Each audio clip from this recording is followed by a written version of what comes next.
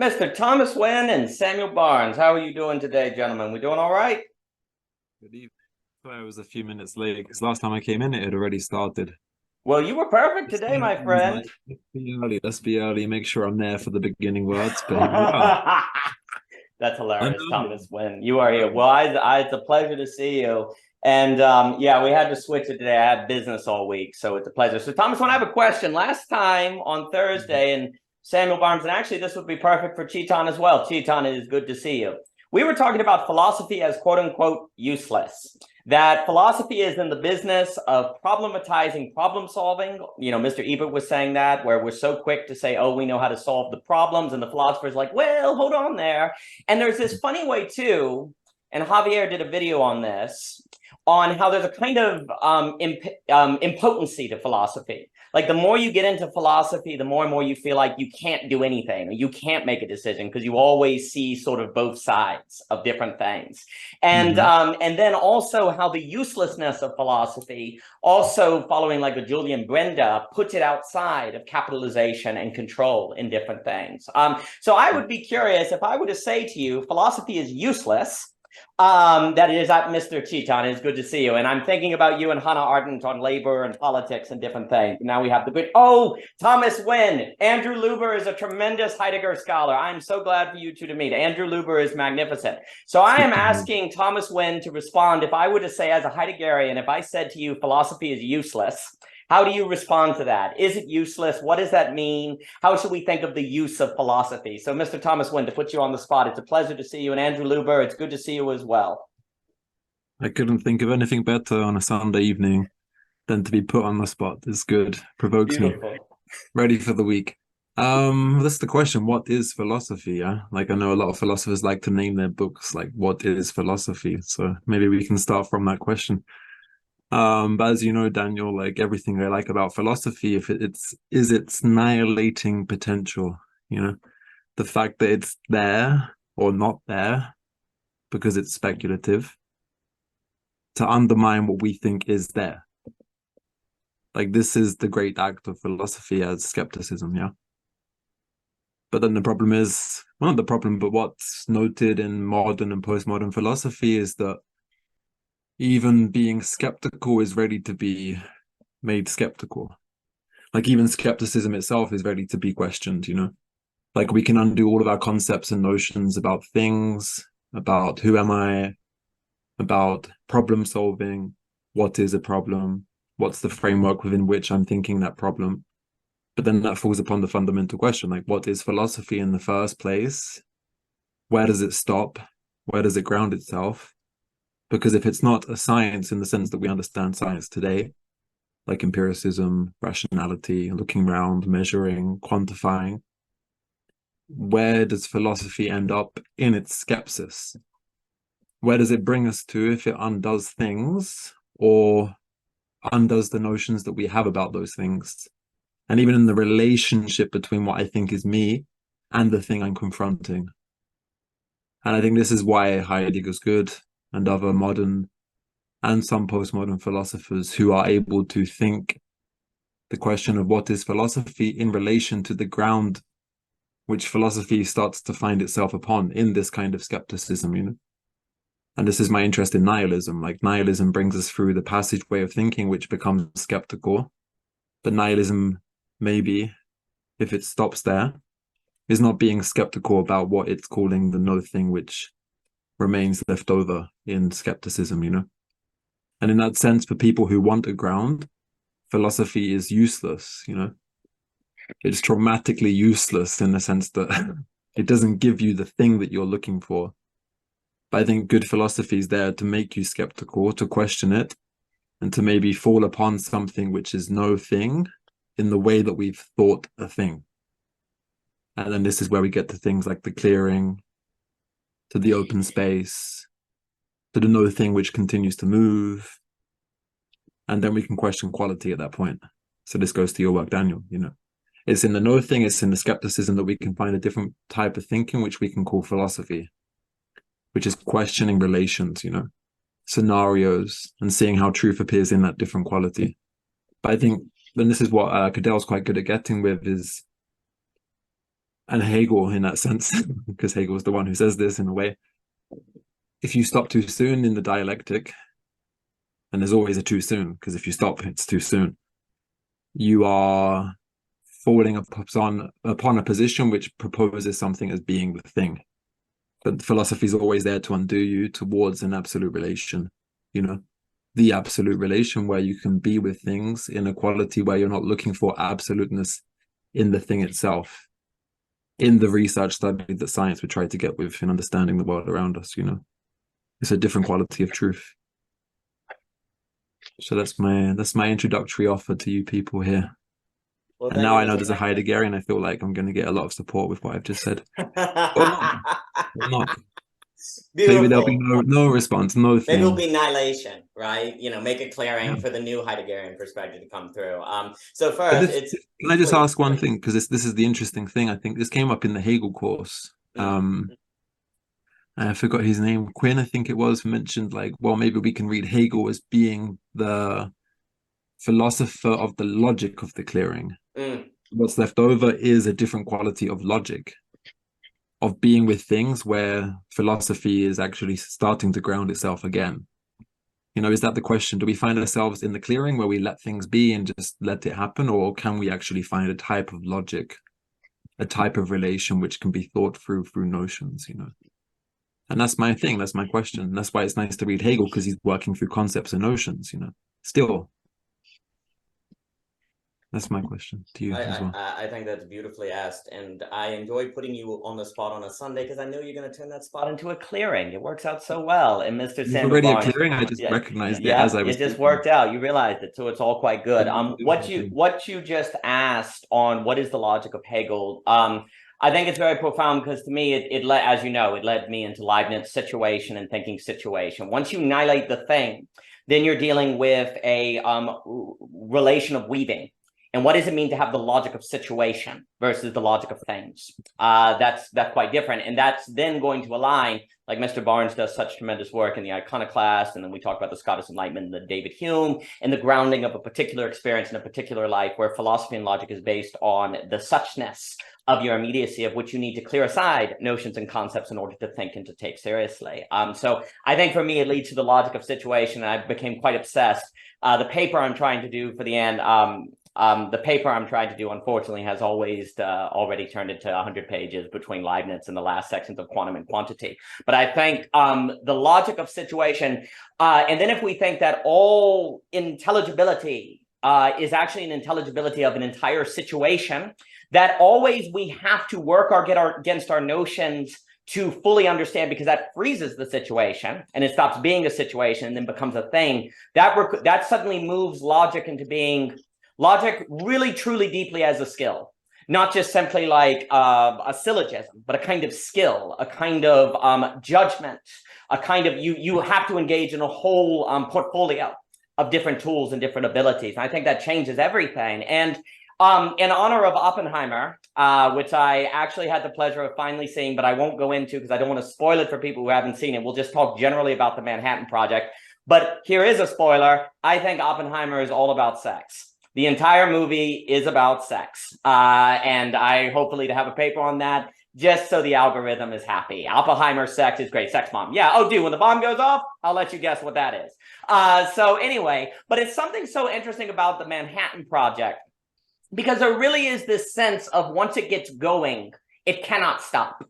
And then all activity within that going is following a kind of logic of how do we go backwards? How do we go backwards? And it's almost like once it gets going, you're pulled along by kind of game theory dynamics to make the bomb. And there's even this one part where Oppenheimer, they're like, we don't need to build it anymore. The Nazis have been defeated.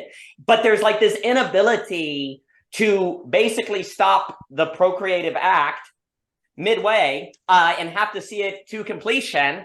And that's like, now that it gets going, it's so difficult to stop. Where if we think about philosophy as useless, annihilating, philosophy is like, hey, before we get this going, let's ask, do we really need to do it? Because philosophy seems to have this awareness, and I'll give it to Samuel Barnes, because I saw your hand up, Mr. Barnes, good man. Mr. Barnes is beautiful.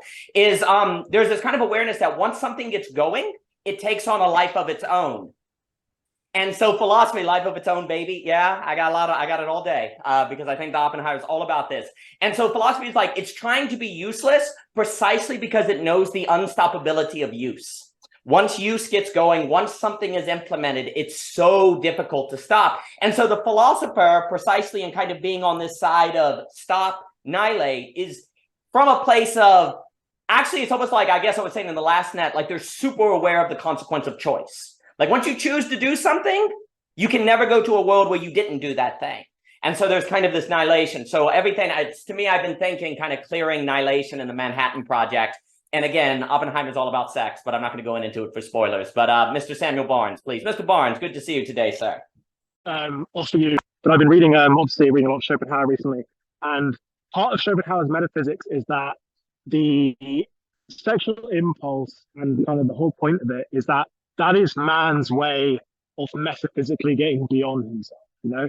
Like the lineage you leave behind in the product of your will in the sexual impulse is how you metaphysically extend yourself beyond your like physical existence. Now, if we're going to relate this to Oppenheimer and also other great works, is that I believe, and maybe this is what you're thinking, maybe it's not, I'd be interested to hear what you think about this, but I believe they're all part of this sexual impulse in the same way. In the same way the people who worked on the Manhattan Project are notorious for what they did, they've extended themselves beyond their physical life.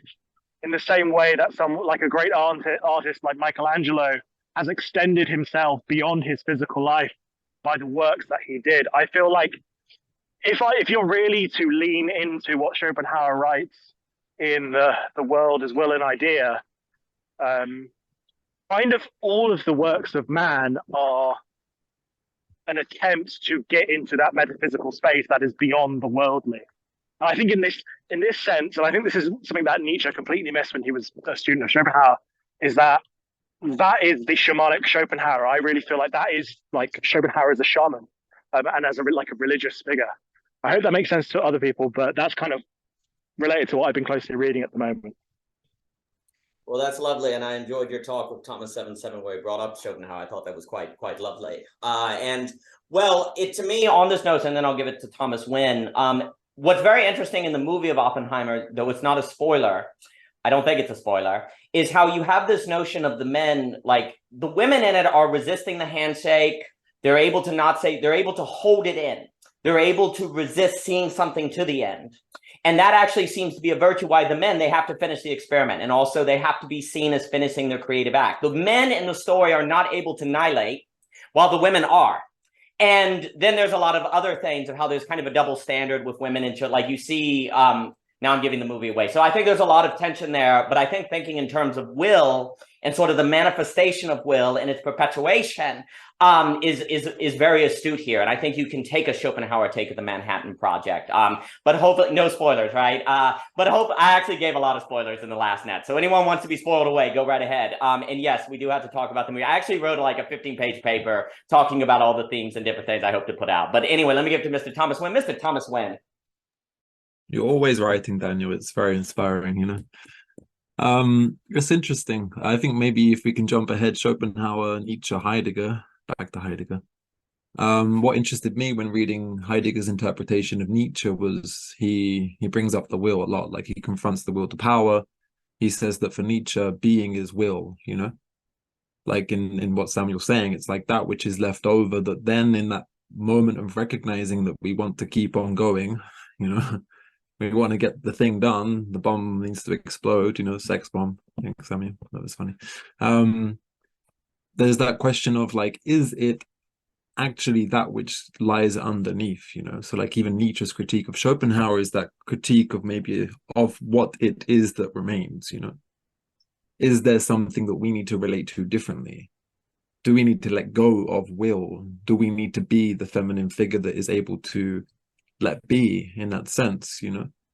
And I think the good thing is with today's situation, we can think annihilation, not as, and it's come up before, Daniel, not as annihilation, where you cancel will, like, no, we just need to stop completely.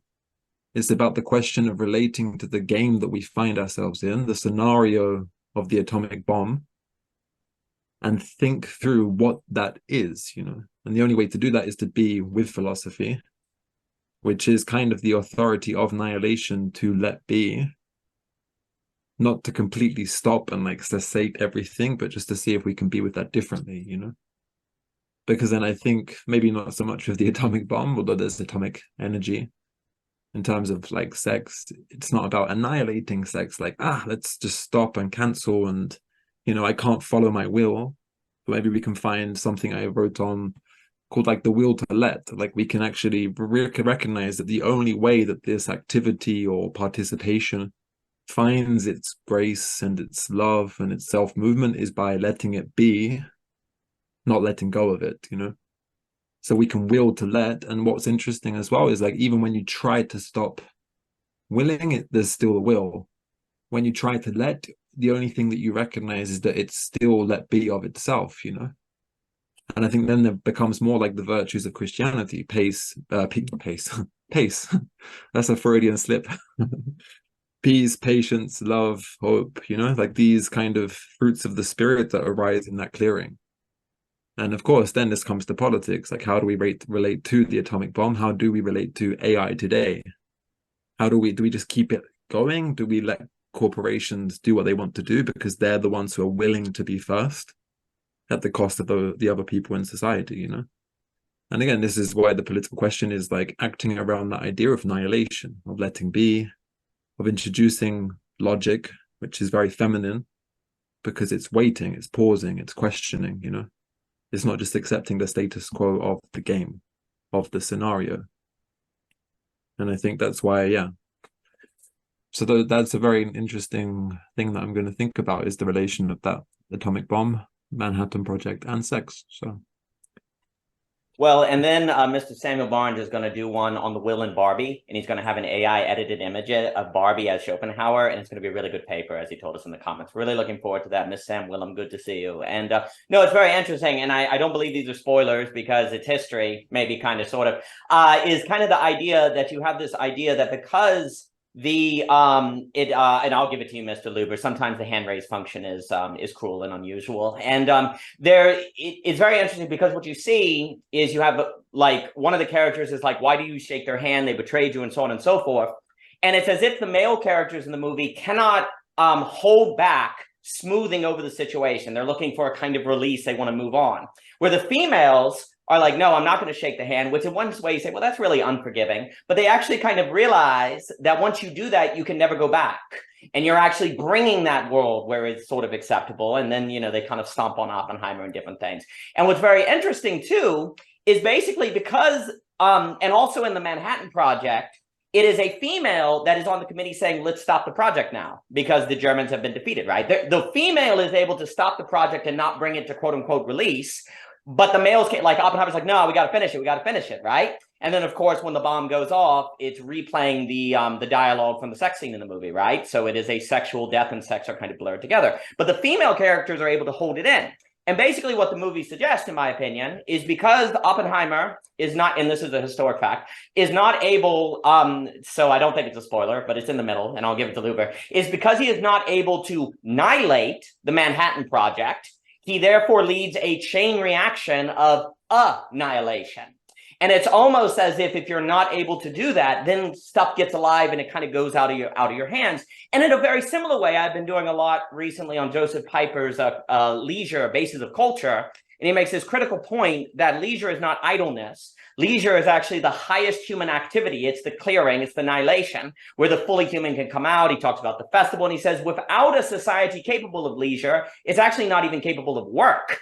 It's not, because it's just busyness. It's not able to actually do any. If humans are incapable of enjoying uselessness, they end up incapable of use. Like they can't do anything actually useful. They're just going to be captured by corporations and different things. And what's very interesting is if indeed we see in Oppenheimer an inability to engage in leisure. Now, I know there's the race against the Nazis and the Japanese and so on and so forth. But what's very important is in that movie, we never ever actually see Nazis and Japanese. They are the big other that's not there. All we have is the game theory, the drive of Oppenheimer himself looking for a logic to see the thing to completion according to an entity that is not present. So it's very psychoanalytical. Anyway, so I'll give it to Lou, but it's like what you see in that movie is the inability to engage in leisure means that you are incapable of annihilating, which means you are incapable of avoiding annihilation, as suggested possibly at the end of the movie. And so then, if philosophy is useless in the sense that it is a force of annihilation, it is the necessary way of thought to annihilate what could lead to annihilation once it gets going. And then suddenly you can see the useless as having some of the greatest use of all. But let me give it to Mr. Andrew Luber. Mr. Luber, good to see you, sir. I hope you're doing well. Good to see you too. Good to be here. I was looking forward to this. I'm so happy you saw Oppenheimer. I saw it twice because I got A-list, so it's like free, and I'm trying to make my money back. So screw it. But yeah, I totally agree with the notion that he can't stop. He can't let go in that regard. But there's always a letting go in the situation. So the fact that he can't let go of that, he's therefore letting go of something else. And I think what you see with what's her face, the nude scenes, but the girl that keeps throwing out the flowers, he seems like he's in a whole different state when he's with her. And that to me is showing that if she wanted him, then that drive would have stopped. He probably wouldn't have went on and done great things like in the very beginning if she was just very down for him. But she was confused. I don't screw it if I'm giving details away. We can edit it out, right? But I think what he let go love, like genuine in his mind, his real genuine love, and because he let go of that, he could not stop with the Manhattan Project. He could not stop with the bomb, essentially. So I find it interesting that what he's letting go, like he picked a new wife, he tried to move on, really wasn't like, sure, he made the decision, but it was really her decision. Like it was purely external, like most of the moving factors in their behavior. And I find it interesting that when Heidegger talks about letting go, I wonder if he is accounting for, I feel like there's a double letting go. I feel as if there's an initial letting go that is completely external and teaches you essentially like a taste of letting go. And then there's a conscious letting go at that point where you let go of things with an intention. And I wonder if he makes a distinction, if that is a distinction, but I wonder if he makes a distinction between like in Gelassenheit, like letting go in that intentional way versus that purely external, like catastrophe. But they're both catastrophes in the sense. So that's where they're both turning points. It's one's intentional, one is just like, I like to think of it as like the traditional heartbreak, like, oh my God, like why'd you do this to me? And then you having to let go of that. But yeah, I just wanted to pose that question. Very good. I'll give it to Thomas Winn. I like how okay. But no, that's a very interesting take on it. It makes me think of the strange difference between someone sitting on the porch in leisure and someone sitting on the porch bored. Same action, same activity, same thing you would see if you took a picture, and yet there's an entirely big difference, right? So there seems to be maybe differences in those lettings, but let me give it to Mr. Thomas Winn. Mr. Thomas Winn, please. Yeah, it's a nice question that I feel like I encountered last year whilst reading Heidegger, is when he talks about the period of Gelassenheit, maybe the 40s and early 50s. Then he drops that term quite free, like he doesn't use it as much, because Gelassenheit is the state of very similar to being in time. It's like on the part of Dasein to kind of accustom itself or comport itself correctly in some way to the question of being, to the question of what is there for me in my experience of being there. But what's nice, and I think this is the part that I'm very much interested in with Heidegger, is he gets to the point where he says it's never on the part of Dasein, which is why he does drop the concept of Dasein as well, because he says it's not Dasein which lets, it's the annihilation which shows us that all things are already let be for us. So if someone breaks up with you, they let you go, you can say, oh, I need to make a conscious effort to let go of this scenario that I find myself in, you know? Like, I now need to comport myself towards what's happened, which makes sense, you know? Like, we go through the emotions, through the feelings, through the memories, through the ideas that we had for the future that are now annihilated.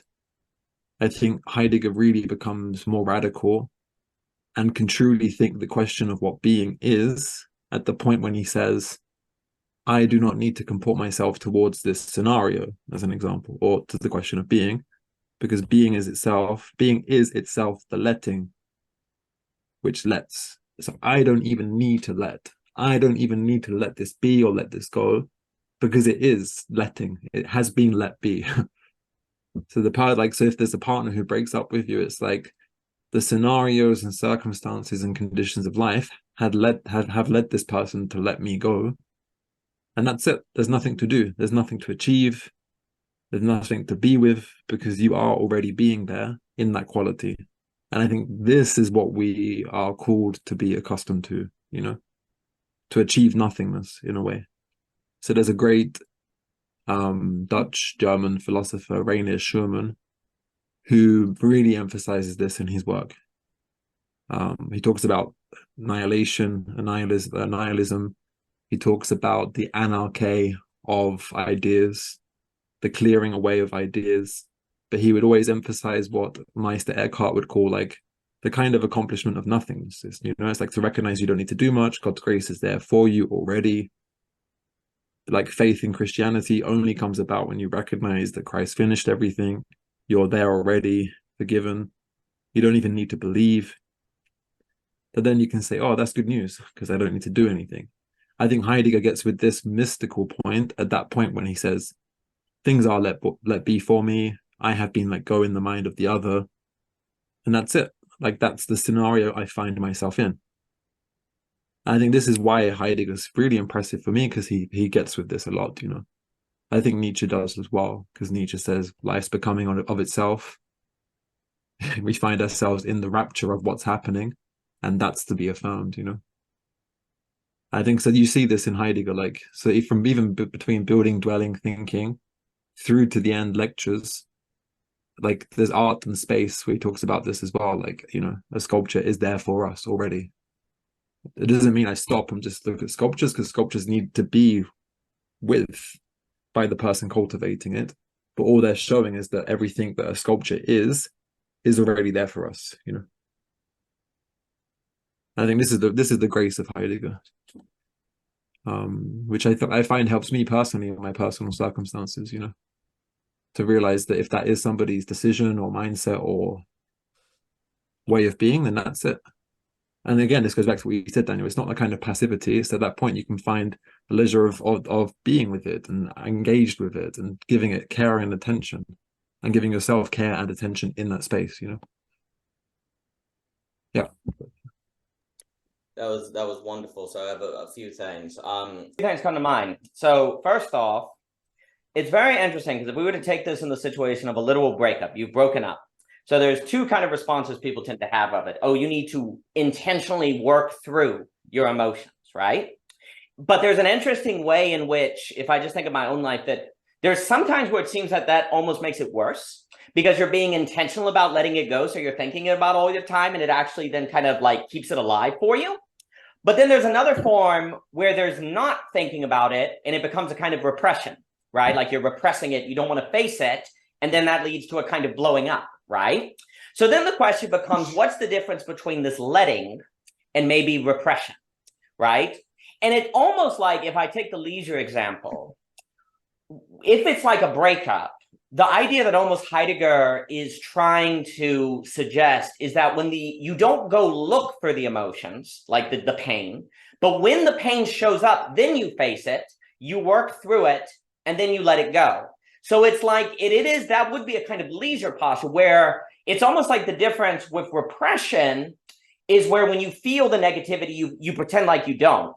I don't feel like Heidegger is saying that when you feel the negativity, you pretend like you don't. That's not the letting, because actually then that would not be letting. You're holding it down, right? So there's this letting that's also letting go through. And then it's like a letting go through that entails a kind of letting go, but it's like letting yourself go with the situation. Because for me, basically, the negation or the annihilation that Heidegger is talking about is the annihilation of thingness for situation. Which of course is my own desire to use my own language. Like all of this, because the issue about being intentional is that you have to be a thing to be intentional. So it's like it's suggesting that you are a ground. You have a ground by which to be intentional. So that's problematic. But when you stop that, then you let it be, you let it go, and now you are actually practically acting in terms of a situation that you don't have complete control over, the situation of life and of being. And when that brings forth the negative emotion, you then let it work through you and process it, but then you let it go. So there's this interesting middle space, and I'd be curious if anyone has responses, between the repression, letting, and intentionality. Just to look for some sort of terms. Intentionality always seems like it can have a problem of reinforcing it, and you're thinking about all the time, so then you go nuts. But then there's also a repression where you don't think about it and you're stuffing it in. But that's also then intentional because you're making a point to stuff it in. And then there's a letting pass through where you face it when you experience it and you don't run from it. But then you also do let the emotions work through you. It's interesting to think of the difference between those three. And I'll pass it to Chiton and then Miss Willem. It's almost like the letting is indeed it's the between space. It's the difference between clutching the pen, like Michelle will talk about, dropping the pen, which is no good, and then holding the pen. The letting is you hold the pen, you let it be there, but you don't focus on it in a manner that then makes it your entire world. And it would definitely look, if we look at the movie or we look at the Manhattan Project, there is an argument to be made that if human beings don't have that letting ability, they get sucked up in game theory dynamics that cause chain reactions to how the world unfolds in a manner that they are not going to like. So again, this third mode, if you will, could have extremely practical consequences. And then if Piper's right about leisure, it basically means if people are not capable of doing it, they will be captured by corporate systems. They will be, or they'll become pathological, or they'll be unable to be truly at leisure. They'll always be in a kind of mental busyness or busyness to run from themselves. So this third category of letting seems to have very significant social political consequences, possibly in those terms. But let me give it to Chiton and then Miss Willem. Mr. Chiton. So there's something very interesting about this problem in psychoanalysis. Because in psychoanalysis, what happens is once the object actually, say, even if you let go of the object outside, that object can again find its place in your ego, which is what you call superego in that sense, isn't it? That say, I might say, murdering is a very bad thing, and I let go of committing a murder in my social life.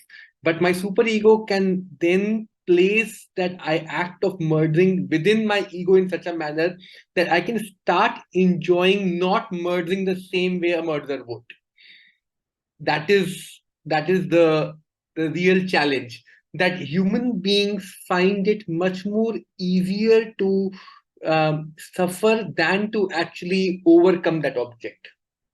In some genuine overcoming of that object, what you may call letting go, you may call sublimation, different words we may think about deploying for, and what are difference we can get into it. But essentially, human beings find suffering from that value, that object much more desirable than actually letting go of that object.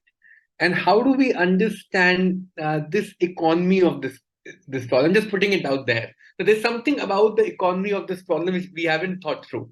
That at some point suffering from it actually becomes more, give you more jouissance, give you more enjoyment in that sense than actually letting go of that that libidinal object, and how does the human being actually let go of a libidinal object, something that is libidinally important to him. I think there's something interesting over here. Yeah. No, that's marvelous, and I hope you feel better, Chetan. Goodness, I'll give it to Sam Willem. Well, I was speaking with Mr. Layman Pascal, and he was talking about shamanism. And basically what's very interesting is the way he was describing shamanism and meta-shamanism is basically the skills needed for letting, as it's being described, as opposed to saying, no, I don't like pizza, and you're enjoying everyone knowing that you don't eat pizza, and you're actually still thinking all the time about pizza, and you're the one guy who can resist pizza, so you're better than everyone else, and you enjoy that. That's not actually the letting go. And it's very interesting because, for Layman Pascal, there's a whole slew of skills and abilities and practices one must go through to actually get to the place where they can let things go, as opposed to just convince themselves they are, that it's very, very difficult. And then the closing point on that, and I'll give it to Sam, and then Mr. Rivera will join us, is that if you don't do that, you cannot have your experiences, perceptions be nutritious. Like your very perceptions of the world will lack a nutritious quality to them. That will be very problematic, and you have to do that. So, Mr. Javier Rivera, good to see you, sir. I enjoyed your video on Socrates letting things accept. We're talking a little more about sex and death and Oppenman, but we're actually on letting go, and the uselessness of philosophy we touched on as well. But that was a wonderful comment, Chetan. Let me give it to Miss Sam Willem. Miss Sam Willem, it is good to see you today. I hope you have been well. Hi, it's very nice to join you guys today. I wanted to contribute to this conversation by bringing up something that I think is kind of odd that I haven't heard this word in our discussion so far, is a really basic desire to control. And I think this is something that I see as a big difference between the human and animal realm. Lately I've been reading Unbecoming Human by Felice Cimati, which kind of takes the Deleuze-Guattari plateau of becoming animal and extends it a bit, and also talks about how language participates in it more in depth because he is a linguist. And actually, as we're having this conversation, I'm just lying in my lawn and my cat is stalking some squirrels.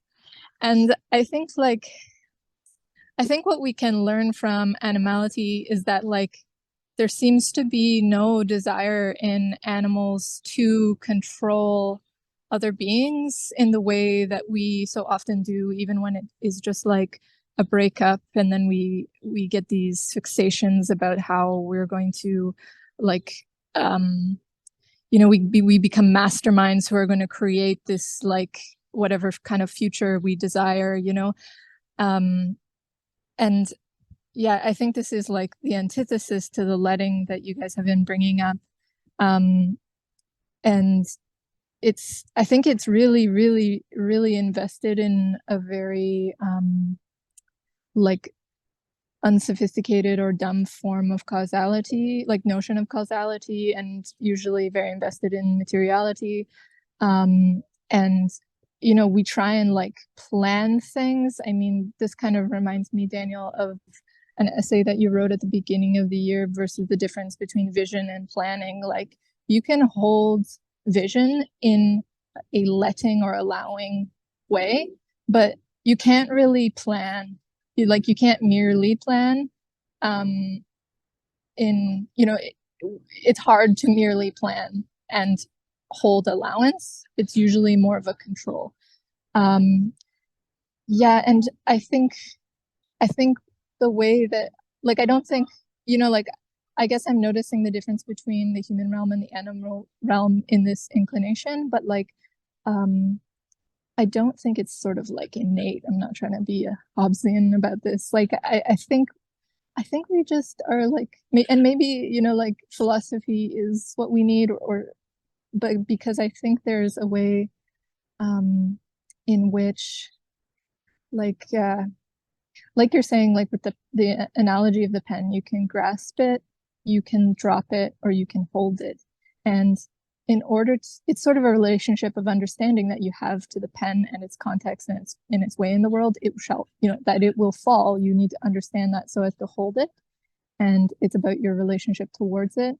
I think like we just need to recognize our sort of like appropriate circle of sovereignty or like action, or like our own, there's a sort of personal kingdom in which, you know, like there are things which our will, where our will belongs, and there's places where our will does not belong. And actually animals are very good at like staying true to their will and acting in the world. And I think you see this in hunting, where actually like to be a successful hunter, whether you're a human hunter or an animal hunter of another animal, like you can, like, that's not true. I mean, you can like set traps, and that's sort of like a controlling mode of hunting. But there's another way in which, you know, a cat stalks a squirrel effectively by understanding the squirrel in itself, you know, and by knowing where it's like not likely to see it. And it's a sort of empathy that that leads to an effective pounce, where the cat is allowing the squirrel to be its own squirrel self, such that it doesn't notice the cat till the last moment. That's a marvelous comment, Sam. And I think I need your cat here on the farm to chase the squirrels from eating the tomatoes. So if you want to send your cat down, we can be pretty good.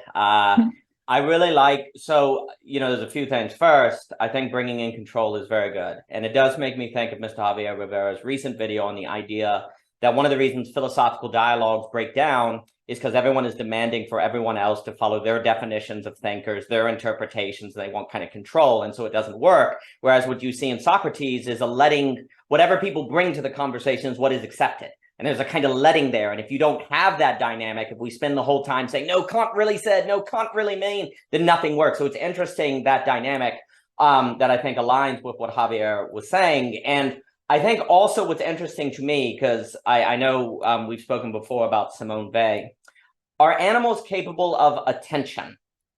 Is that attention you see your cat engaging with, like Simone Weil talks about in this kind of deep spiritual ontological sense? It seems that I do have a paper where it does almost seem like, because like there's something spiritual to be learned from animals, actually, precisely in their ability to not be hindered by thinking in the same way human beings do.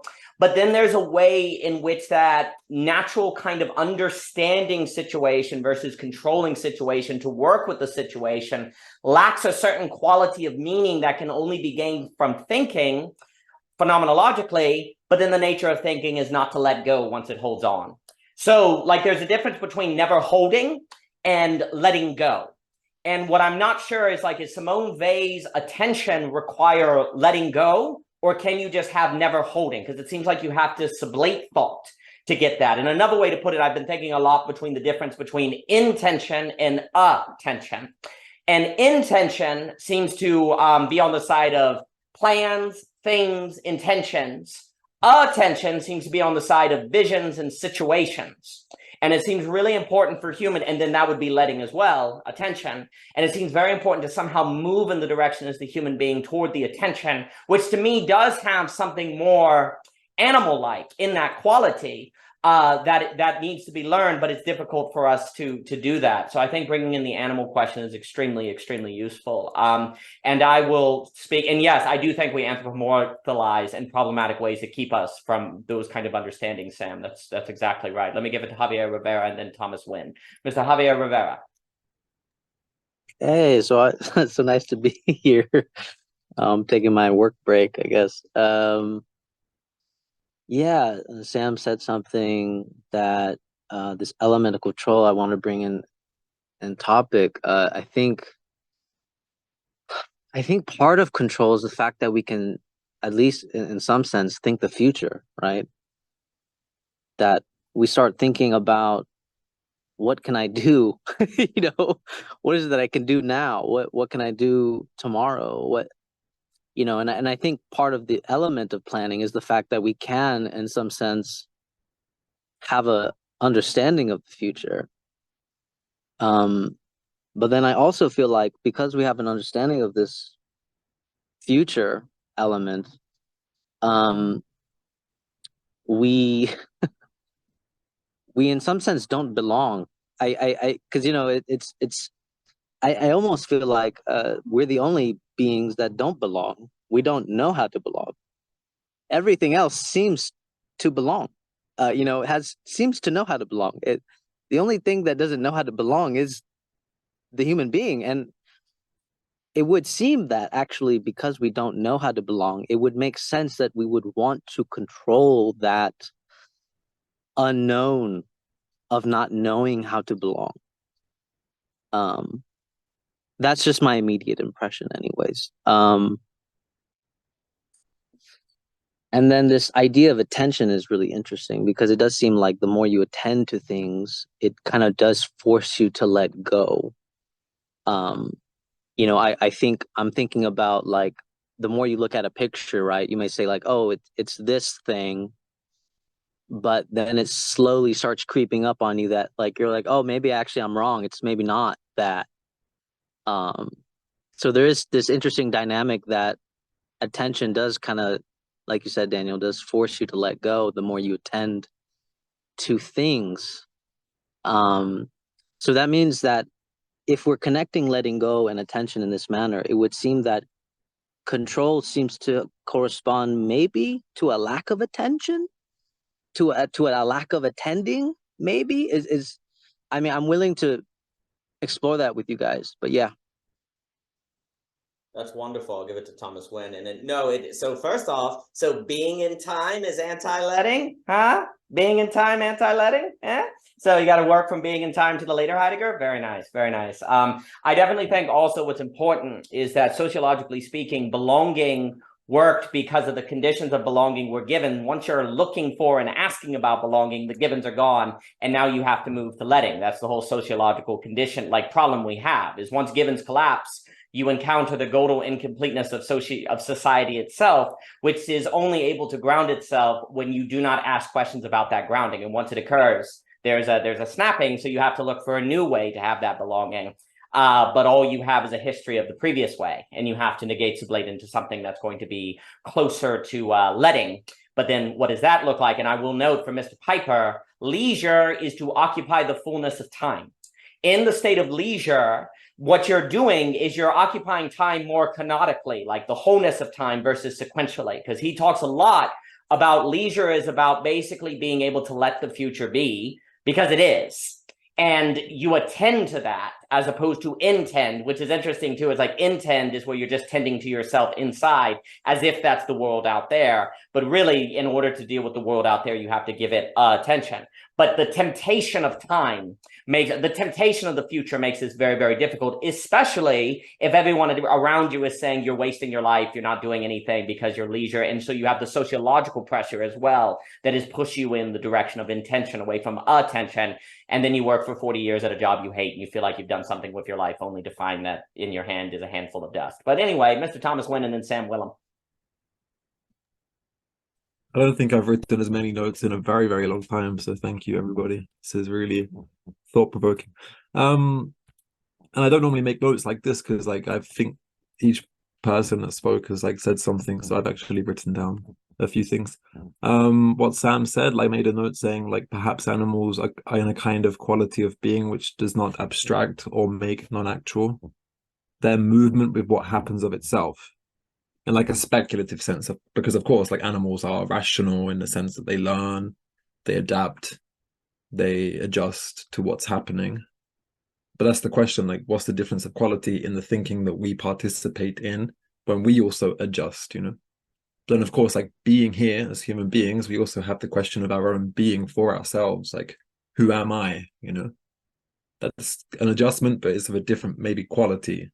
And I think the uncertainty around that quality of question means that we've tried to find security in abstract, non-actual determinations.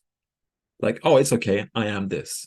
So I no longer need to think about that type of speculative question, Whereas maybe an animal is more let be in the sense that they don't have the conditions of the possibility to ask that question.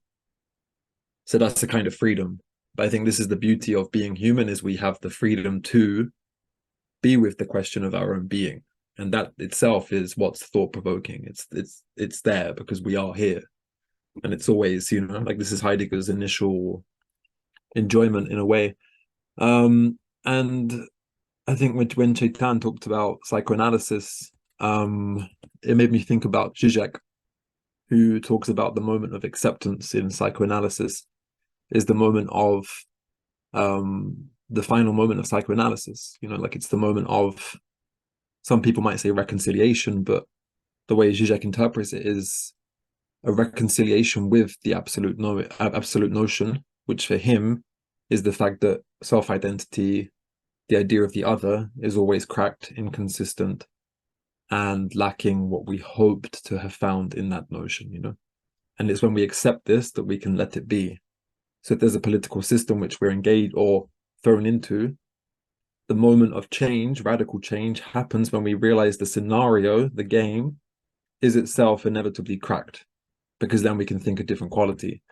But as I went on to my notes to type in the word releasement on my Zizek notes, I found something from the beginning, like right at the beginning of his book, The Sublime Object of Ideology, because I have it, yeah. He talks about the relation between Kant and Hegel, and I think this fits perfectly to what we're talking about, because and you can maybe see Kant as being the controller, and Hegel like the let beer, like the person who lets be.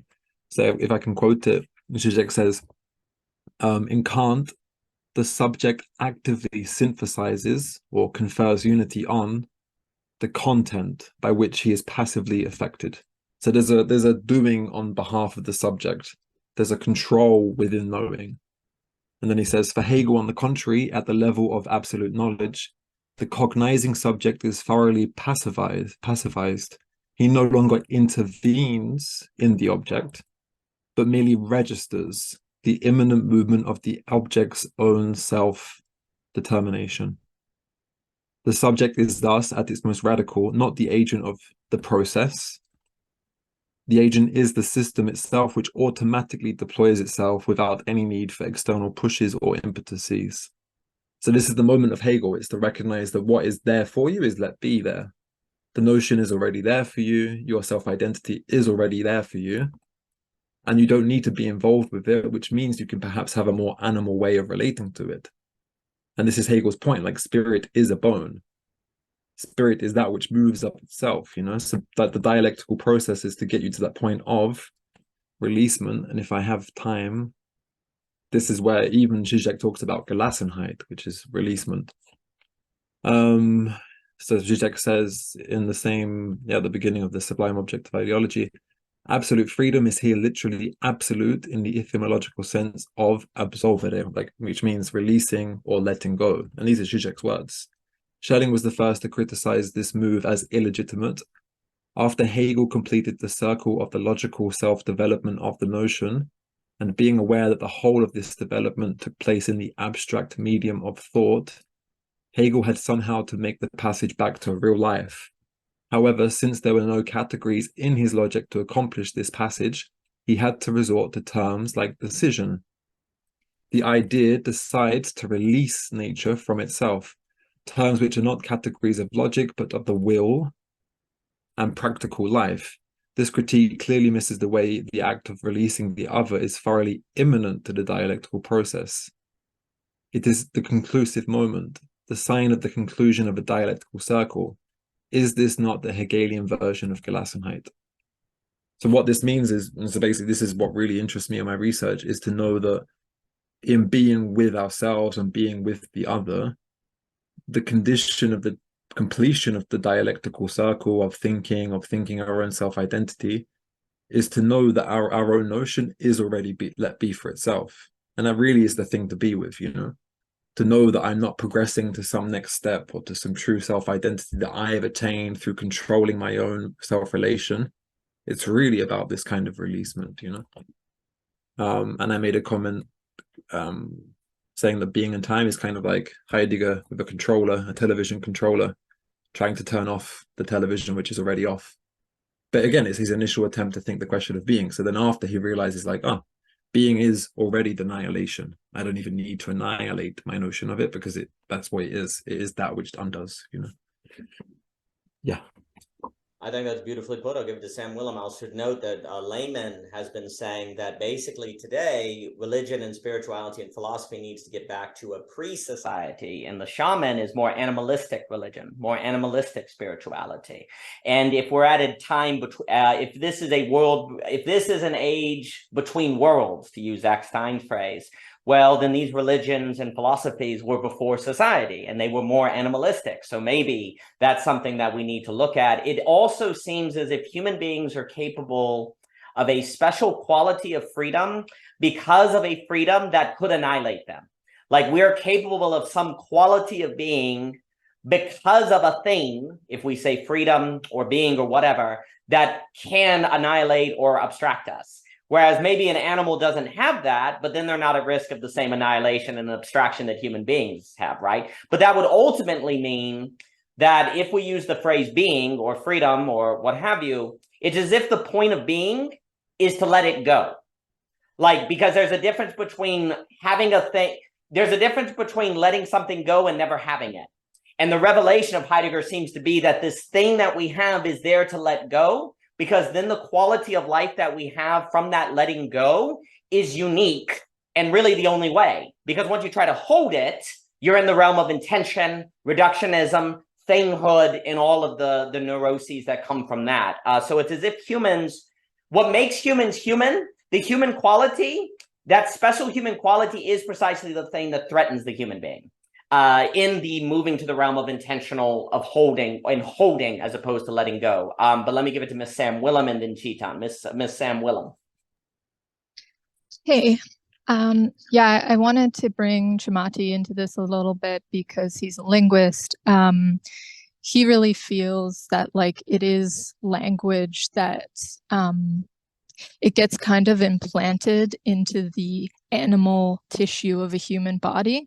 And creates dualisms and separations that we like understand that help us do things like make non-actual or like abstract things, like you were saying, Thomas.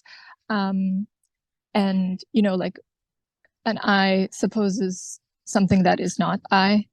And I mean, I'm very interested in this, like because I think it, you know, like if I were to look at this thrust alongside Chimati, I would say that, yeah, like language does that, but like architecture also does that by like reinforcing a realm of lawfulness where laws founded in language are given place, and also like a qualitatively different environment. And it helps us like it helps us unbecome animal, which is the sort of initiation process that every human child goes through to get to the point where we can like conceive of a circle as a symbol of infinity. And I wanted to also bring Sloterdijk into his text, "You Must Change Your Life," because I think it really like vibes with the Oppenheimer like discussion at the beginning of this, like the way that he talks about the book is called "You Must Change Your Life," and it takes its title from the Rilke poem, right? And you know, in the Rilke poem, it's like the statue is looking at the poet and he feels like he must change his life. And Sloterdijk kind of expands upon this, what he sees in that poem, by saying he talks a lot about the catastrophe. And like he says that like apocalypse, or like the unthinkable catastrophe, is the authority which says, with in no uncertain terms, you must change your life. And then he goes on to talk about ascetic disciplines that humans engage in order to self-transform. And I just feel like, I don't know, there's a way in which the atomic bomb sort of like is that ultimate, like it makes without the apocalypse within us that says we must change these ways. You know, we must relate to being differently and control differently. Like we have to. It's not like it's you must change your life. It's not you should change your life. Maybe you should think about changing your life. You could change your life. No, you must change your life. Yeah, and I think there's like a sort of like I guess I'm a more faithful person, and there's almost like a weird like I feel bad saying this, and I really shouldn't, but I do like to think outside of myself sometimes. Is like there's a sort of silver lining in the atomic bomb, which is that imperative. Like you know, you can't hold on to these games of control and stuff because it will destroy everything. I think that's a magnificent comment. And certainly the movie and even that guy who wrote Homo Deus kind of notes that didn't the nuclear bomb end war, right? By making war unthinkable. Now, today we might not think that, but there is that question. And I also really like this idea of now I'm wondering if being human is about being aware of the things we encounter that are going to say to us, you must change your life. Do we want the nuke to tell us we must change our life, or do we want beauty to tell us we must change our life? And we have to be very aware of what kind of world we make and how we condition ourselves, because something is going to say, you must change your life. And what is it going to be? A nuke or beauty? And if we say beauty, then that seems like we have to condition ourselves to be capable of experiencing beauty, which seems different from the skills and practices that invent the bomb. So I guess Heidegger would say like maybe the ontological conditioning versus the technical skill, right? And both of these can give rise to these situations that say you must change your life. I like also what you're saying about language, because then it's like the point of language is to find a place where language fails. And if you don't have language, you can't find a place where language fails. But then with the example you just made, there's this question of, is it always good where language fails? Because wherever that is, there's something that says you must change your life. And I guess the question is it a product of a technological thinking, which wouldn't mean all technological thinking is bad, or is it some sort of ontological conditioning, if I use a loaded phrase like ontological conditioning? But let me give it to Mr. Chetan, then Andrew Luber, and then Javier Rivera. Chetan, please. Yeah, I'll just quickly sort of, I had a shaman friend long time back, and he used to sort of tell me that the thing with human beings is that they don't know what does it mean to be a human. A cat is never in doubt about being a cat. What does it mean to be a cat? Or a wolf is never in doubt about being, which is why, they have something called, he would have something called totems, and he would say that, reason human beings need totems is because they have no direct access to being. And I think this idea has been used in very different ways in philosophy also over the, you read Heidegger, you get this kind of a thinking back again, that there is something about being in the insistence of language, that never allows you this access to, and I'm not saying animals have that access or not, that's up to shamans to debate, but I think this distinction, the way he sort of puts it, says something about human beings and what does it mean to be a human? Because what it means to be human exactly is to remain in some senses detached from the idea of human, in that sense. That is what actually fundamentally sort of inscribes the human in that sense. Which is, and I've been, and this question of animals, something I keep on getting back to because of a lot of my work, a lot of my fights around animal in communities, working with NGOs and so on and so forth. You end up realizing that for human beings to relate to animals, it's not our animality which will help us do that. It is precisely our humanity which will help us do that in that sense. It's precisely our relationship to being human in that sense that can find some kind of ethical relationship with the animal back again. And what does this structure mean for us? Why is it simply not possible that we directly become an associate with an animal? What is it about a human being that has to be going through the human category to actually find an ethical relationship with an animal again? And I think that there's something big at stake in finding an ethical relationship with animal today. We don't know what would it mean. I don't think we have any consensus upon what would it look like also. And we have no philosophical language to ground this problem even. If you think about the nature of torture we are doing upon animals, it's probably much worse than any genocide we can imagine. You just have to walk into a, and I think we're surprisingly comfortable with doing that kind of violence. I'm not saying don't do it. I think at least we should start thinking about what is at stake in that violence. How do we start confronting that as a society, and what does it mean to be living in a society which is, because violence for us is very different as a human being than it's for animals. Animals can do a lot of violence when they be okay about it because they know it comes from a space of their being a cat or a lion or whatever. Human beings don't have that argument in that sense. For us, it's and I'm not even saying we should be vegetarians and so on and so forth. I'm not making any ideological claims here. I'm just putting the question of our relationship to animals at the center of the way we would conceptualize our own ethics and morality in that sense. What is at stake in that discussion? Oh, that's marvelous. I'll give it to Andrew Luber and then Javier Rivera. And yeah, I like what you said at the beginning, because I can't imagine a cat wondering if it's a cat. Like the other thing, like to what Thomas Winn was saying, I can't say a cat looking at a tree and like, I can't get to the thing itself. So stay back, tree, stay back. And there is funny how the noumenon is a kind of control thing. It's like, oh, I can't get to the thing of itself. So stay in your lane. The cat, though, the cat knows that you can fall from the tree. The cat doesn't play those games. That's funny to think. And I also like this idea that the human is the one who isn't too human. Like Nietzsche's like human, all too human. Like the human is it the one who isn't too human precisely because we don't know what we are. So there's a funny, interesting play there. And I'm also very taken by this idea that the human is capable of being an ethical animal, whereas animals, like there's this funny thing where we know animals eat themselves, right? And like Peter Singer and all those are like, humans shouldn't eat animals, but then you go, but animals eat animals. But is there something about the very possibility of humans as animals ethically relating differently to animals that has something to do with some sort of, dare I say, spiritual or ontological conditioning of the human being that would be advantageous, that we might be losing through a certain violence toward animals that we're not thinking about, right? What if there's, Peter Singer puts it in the realm of the ethical. Maybe there's actually something more ontological. Maybe there's a different kind of being humans are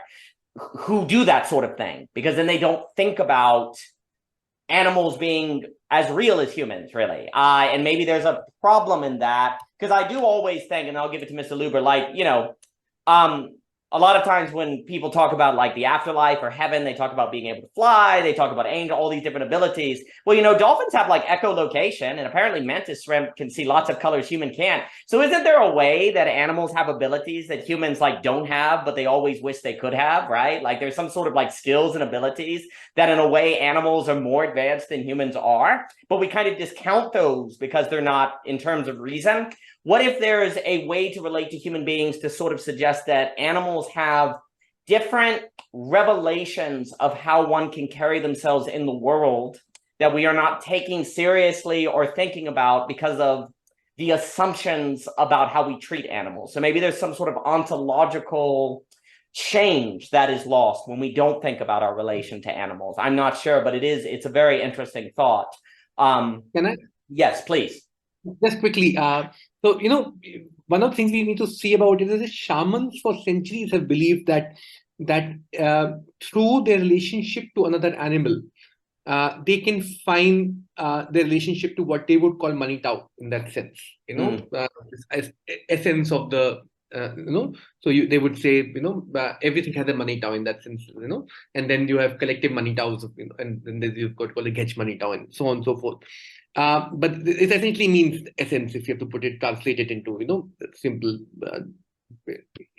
but point being that they understand that when you associate with another animal, for example, I might associate with which would you call a totem, my totem can be a dog, a wolf, a bobcat, whatever.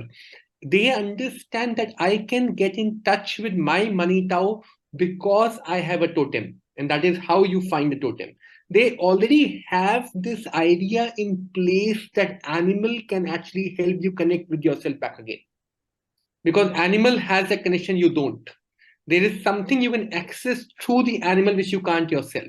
If you look at a society today, our society is a society which doesn't have that access to that relationship anymore, because we have no access to any kind of relationship with animals in that sense.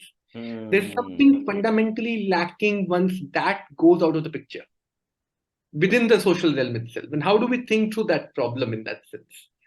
If you can, So now, so I'll say, and I'll pass it to Mr. Luber. So now, for me, I've always felt like it's interesting how like you get like guardian angels in heavens, and it's always kind of felt like a pet relationship. So there's kind of a movement from having a dog or having like if you go way back, your survival was dependent on relations with animals. And then it seems like it moved from animals as your first relation to relation within spirits or daemons or different things, then guardian angels. And then gradually you start moving in a direction where, so here's the question, as you lose the relation with animals, does that lead you toward an isolated cognito? Like you're just alone as a human being? Because if the animal is like creating the possibility of a spiritual reality, as it moved from the animal to a disembodied reality that was abstract, then it kind of came inward to the cognito, and then it was the isolated cognito. So maybe that's the ontological shift we've suffered because we don't have an ethic, because of the relation with animals has changed. That's quite interesting. Right. Yeah, there's something on the spiritual, and just to sort of add to that, they also have these two concepts. They have a small T totem and they have a big T totem. So totem as something which is coming from the spiritual, the other world, spiritual world, ethereal realm, whatever word we want to use for it, that's one thing. But connecting to animals around yourself is another thing. It's only through these small T totems around yourself, relationship with your buffalo, with your cow, with your dog, that you actually end up finding a totem. There's a spiritual quest that they have to go on to do that. But the idea is that even the spiritual world only opens up to you once you are able to engage with a non-human in the human. That's the essential idea, that what is this about the non-human, which is not anti-human in that sense. Animals are not actually opposite of humans in the ordinary sense of the way you think of, antithetical to human. They exist within the realm of non-human. How do we think through that problem of language as it traverses through this animal trajectory? I'm just opening it there. Yeah. All right, so I'll pass it to Luke, but now I'm thinking about as a kid having a dog and being like an animal who grew up on a farm. And literally, it's kind of interesting because we were talking with human supremacy, like human beings, and we don't want to do this thing where we're like humans and there aren't any distinctions between different things. What's really interesting is when you have a pet or you have a dog or you have animals that your livelihood is dependent on them, they say to you that the world is real out there, that you need to take care of it, and without you, the cows will die. So there is a hierarchy, but that hierarchy actually opens you to the reality of something beyond yourself.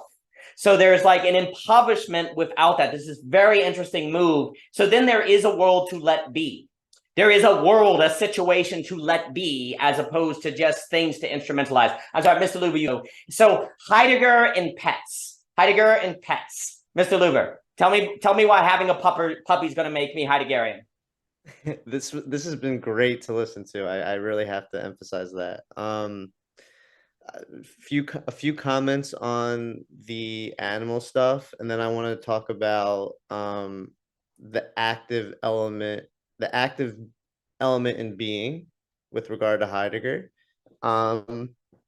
So I find what you're saying interesting. I wonder what you guys would think of the notion of a cat and a human playing a game where the cat has an equal chance of winning the game.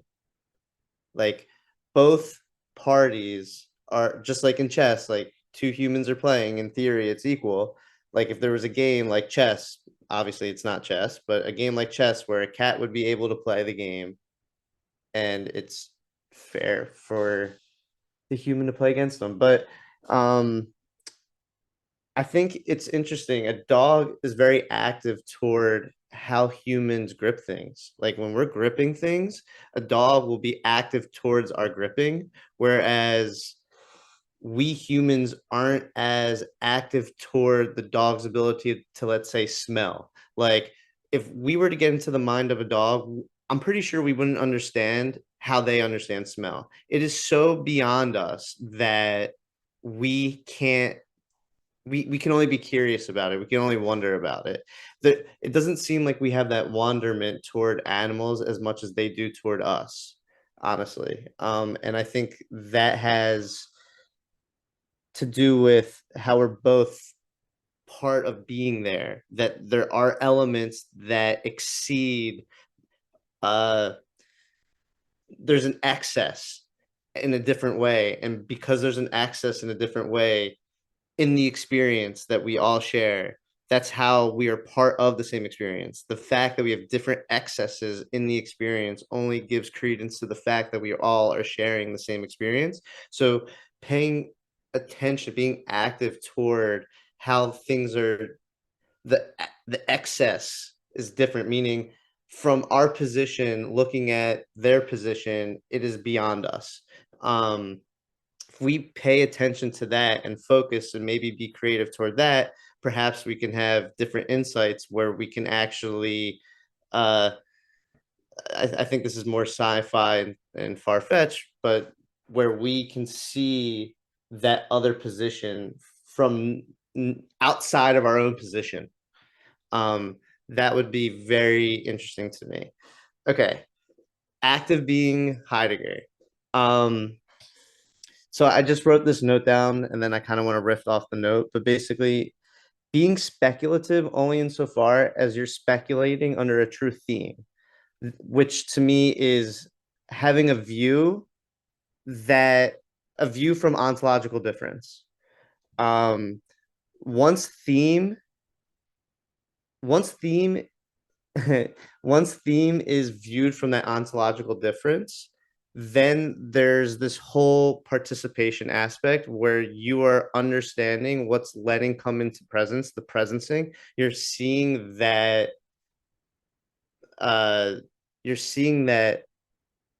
coming to presence from an ontological difference. And then you could start participating in how there's a difference. And I think that mode of being is phone call. I think that mode of being is a little different because how the negation is present in the experience is based on the context in which that experience is being used or experienced, so to speak. And when you get to the point of finding the negation in the experience and then you move accordingly to the negation being that experience, it's a whole different type of movement. And I think what turns people off when you get into that dimension of movement, it seems like there is no active part of it. And the active part of it is actually seeing that initial starting point and seeing how you're just in a constant response and you are choosing the response. And then the question is like, what exactly is that response? And that response to me is just seeing and participating with the ontological difference known as theme. Yeah. Well, so there's a few that I'm going to pass it to Javier and then Mr. Thomas Winn. I always find it very interesting. So if I were to speak on growing up on a farm and having cows, right? Like, there's a very real sense in which that you are playing the same game. Without the cows, there is no farm. And yet at the same time, the cows will get themselves killed without you. They tend to go in the forest and get lost. So there's no doubt that the human being has some kind of superiority to the animal. But then when you get in the lot, they can kill you. Like so many times. So they're superior in a different way because Lord have mercy. If a cow chases you, you run because they will slam you up against the fence. So what's very interesting is when you literally live with animals, there is a very clear ontological difference. And there's also a very clear ordering. You annihilate, you also are humbled in the sense of, I'm not really that strong because this calf is like impossible to pin down. But also this calf is stupid because it likes to get out of the fence and go where it's going to die and there's no grass, right? And what I find really interesting is I found on the farm, you get a relationship with animals of a kind of respect, like you respect the animal, but you also don't, I always think this would have to be elaborated. Like I meet a lot of people, like I met it when I went more into the city. A lot of people had a kind of, oh, we're equal with animals, but then they didn't want anything to do with animals. Like, no, humans and animals are all the same. But it wasn't actually a respect relationship. It was more like a kind of ethical superiority kind of arrogance thing, really. Like, oh, I don't, I think animals and humans are the same, so therefore I'm better than you. Who doesn't think that, right? And then if you actually brought them to the farm to work with the animals, they would do everything in their power not to be near them, right? So there's this interesting thing where it's almost like today, because you don't have the lived situation of the relation between humans and animals beyond pets that are kind of small and controllable, frankly, the relation of humans between animals is very confused.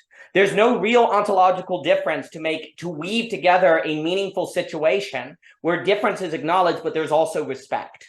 And then, funny enough, if somehow that sort of respect helps us believe in a world that moves us out of kind of a sealed cognito into a bigger world, then actually, ironically, you actually become like you need the animal actually to have a human in the world, as opposed to a human that's just locked in themselves. So basically, having cows may make us better at being shepherds of being, as Heidegger would say. That's kind of what's being suggested here, is that there is something about the correct relation of animals that I find to be one of respect, not this kind of poured in from the top ethical equality, which again, I'm not even, look, Peter Singer, when he's arguing against some of the factory practices against animals, I mean, there's an argument to be made, but there does seem to be difference between the respect of animals I tend to encounter in kind of agricultural communities, and then instead this kind of just ethically asserted sameness that really doesn't have a respect, and it doesn't even seem to work people out of their isolated cognito. That's the thing. Like, let me put it this way, and then I'll pass it on to Javier to talk about animals and Thomas and anyone. It's almost like we don't today have a relationship with animals that moves us out of an isolated cognito. Like it's like there's a way to relate to animals that seems to even unlock spiritual dimensions, like Chiton was saying, that helps us let be the world, where we move out of it. And it's funny to think that today people think we treat, that we respect animals more than ever before, but actually in that very intention, we're not giving attention to the world. And in fact, they're just feeding an ideological structure. Mr. Luber. Can I just squeeze in? Please. That it's such a key difference. If there were no animals, we wouldn't be able to tell that we are humans. In the very difference, the very difference allows us to be us. And that is there's something there. There's something in like the kernel of experience that needs difference in order to have an experience in the first place. And if we basically every time we have an intention, and intention in the distinction that you made, Daniel, which I love how you do these wordplay things. They're great. But in every intention, if that intention isn't met with how the difference is in the most initial aspect of the experience, then we're just going to eat ourselves every time. And that is, I think, the point, not the point, what's so important about Heidegger. I feel like Heidegger really focuses on that and just brings that out. And yeah. I think that's great. And if the internet ever drops, Zoom has actually upgraded and the call will keep going. So here in Virginia, the haze messes everything. I'll give it to Winn. Well, the thing I was going to say too, I think what you're getting at is exactly right, because it's just critical to know when people say we ought to treat animals the same as humans, are we going to start putting lions in jail if they eat a gazelle? Isn't that murder, right? Like, why or why not? If you say no, then you have to explain why not. And the problem, this is my point. People today are trying to get a better relationship with animals on terms of ethics as opposed to respect. But respect requires an ontological difference. And I think that also, for me, I'm just always very taken by the difference between agricultural farm respect for animals and as opposed to kind of this ethical sort of pushing of animals. But then again, at the same time, a complete disregard of animals from human life seems to have contributed to an isolated ego. That seems philosophically problematic. So there's these interesting moves here. Sorry, let me just say real quick. And it's so context dependent. Like, I'm not saying like there might be some scenarios where it's like we should treat animals with that level of respect, like, for example, like we can't just kill all animals. Sure. And in that sense, like we need animals to like be a part of us. But that's the active part of being, is seeing how, depending on the context, how it relates to the ontological difference. In that sense, it shapes the difference. Like the difference can be played with based on the context. And that's what is that is the active element to me in Heidegger. I think that's exactly right. If you saw a bear attacking a child and you had a gun to stop the bear and you didn't shoot it, and you said, well, the lives are equally valuable, and I just decided to let the bear live over the human, you'd be thrown in jail in a heartbeat, right? Like we would not actually put forth a ontological equality, but we speak it. And that's the key. There's a contextual situational difference here that requires active thought. The problem with ethics is it can remove active thought. Like you just say, you use an ethical principle when you need a respect principle. And because ethics, you don't have to think. And then you fall into the banality of evil. And so that's not to say that being unethical is good. We have to get into details. But sometimes we want our principles to do our thinking for us. But Sorry. So I don't understand how ethics got there. Like when you think of what goodness is, it's very clear that it applies to things other than just like, you know, a type of situation and how to behave in the situation. Like I can tell you how it got there. You don't think about it. That's all. Just don't think about it. Just put it forth. Get your likes. Get your. Well, it's so much more dynamic. I don't get it. We got rid of ontology and metaphysics. So all you have is thought experiments that you can't think too hard about, or they'll fall apart. Don't think too hard about the trolley problem, because then it will cease working for you. But let me give it to Mr. Thomas Winn, please. I was typing out some notes in the chat as well, which we can come back to after, because I wanted to just quickly go back to Chaitan about, again, this is nice because I'm making notes and it's actually really helpful to pass through all these amazing ideas concerning something which is the cornerstone of my being here. So thank you very much, people. I made a note for Chaitan when he was talking about the animal, the spirit, the shaman, the return to the animal, you know, like it's kind of that home calling desire to know, like escape our empty subjectivity, to escape language, to escape, you know, where we seem to be in today's technological situation.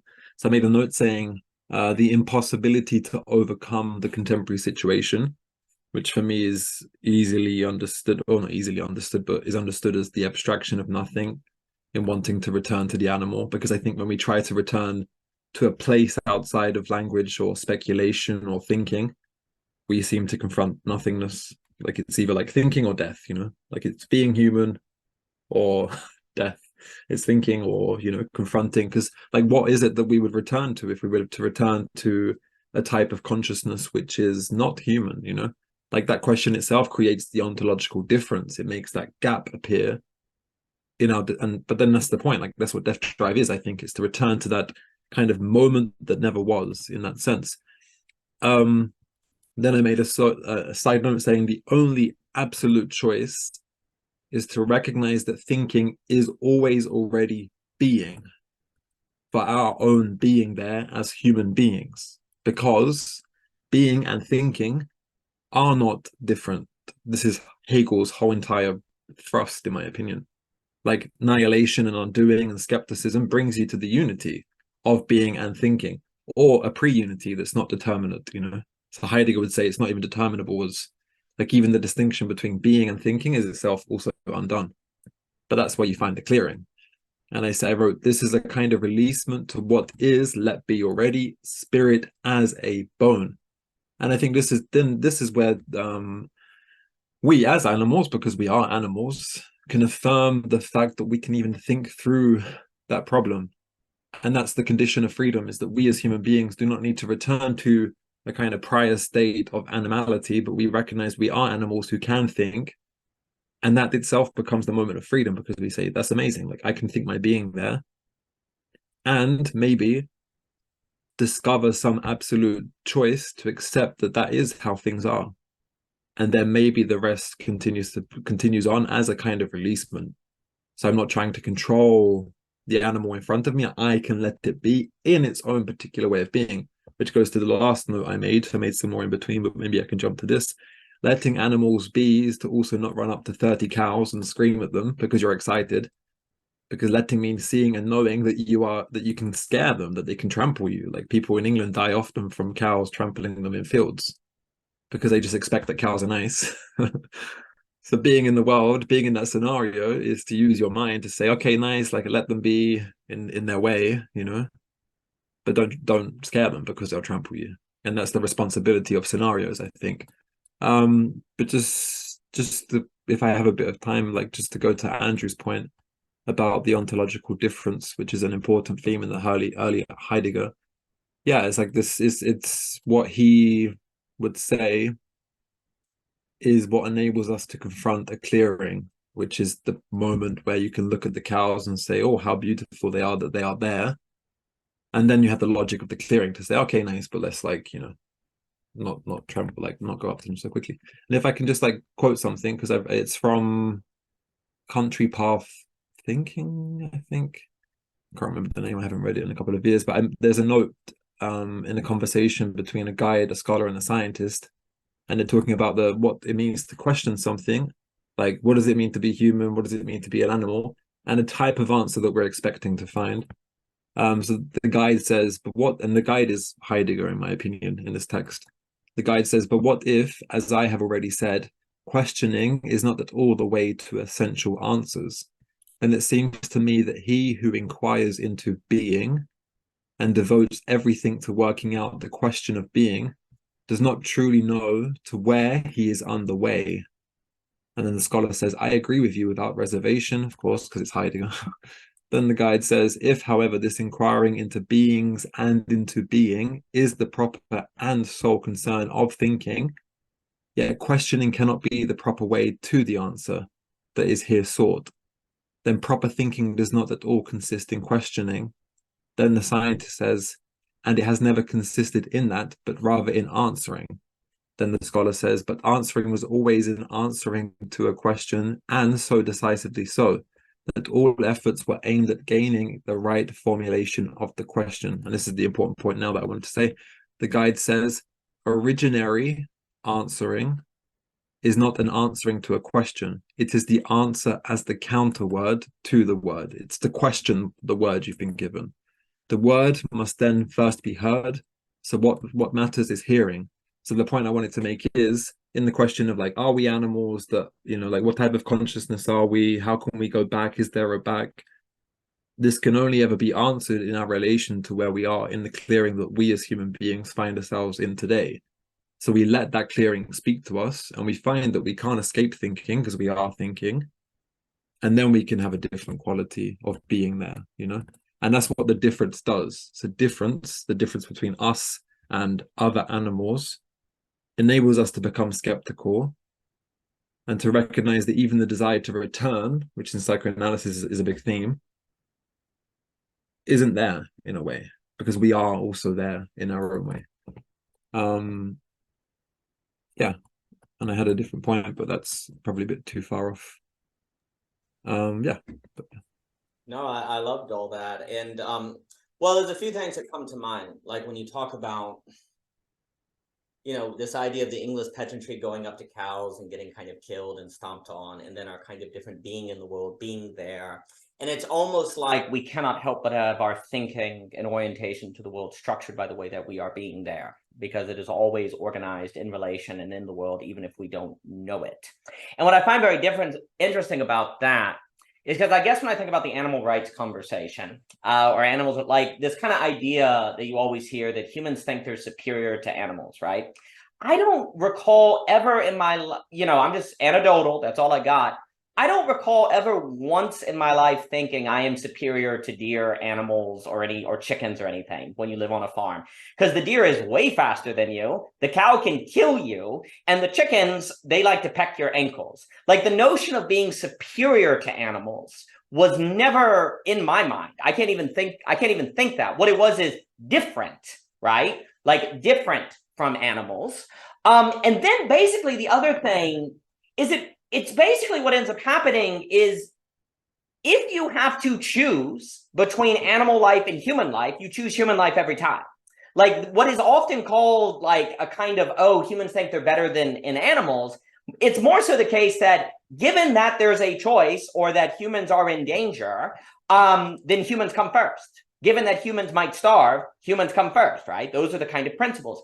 And there's other things too, like I think a lot of times in the conversation, there's confusion between like factory farming, eating meat, animal rights, and all these are kind of blurred together, right? Well, you could make an argument that you shouldn't do massive factory farming because it causes cancer because of all the freaking pesticides, you know, the different things you put in meat, right? Okay, you can argue that it's wasteful, okay, but those are kind of different questions. And also note that we may not want to do it because it gets humans sick. It's unhealthy for humans, note that. And you can say, oh, and also it's a lot of unnecessary pain that you're causing animals for no reason. Okay, those arguments can be made. But those arguments do not need to get rid of the ontological difference between humans and animals. The problem is those are all blurred together.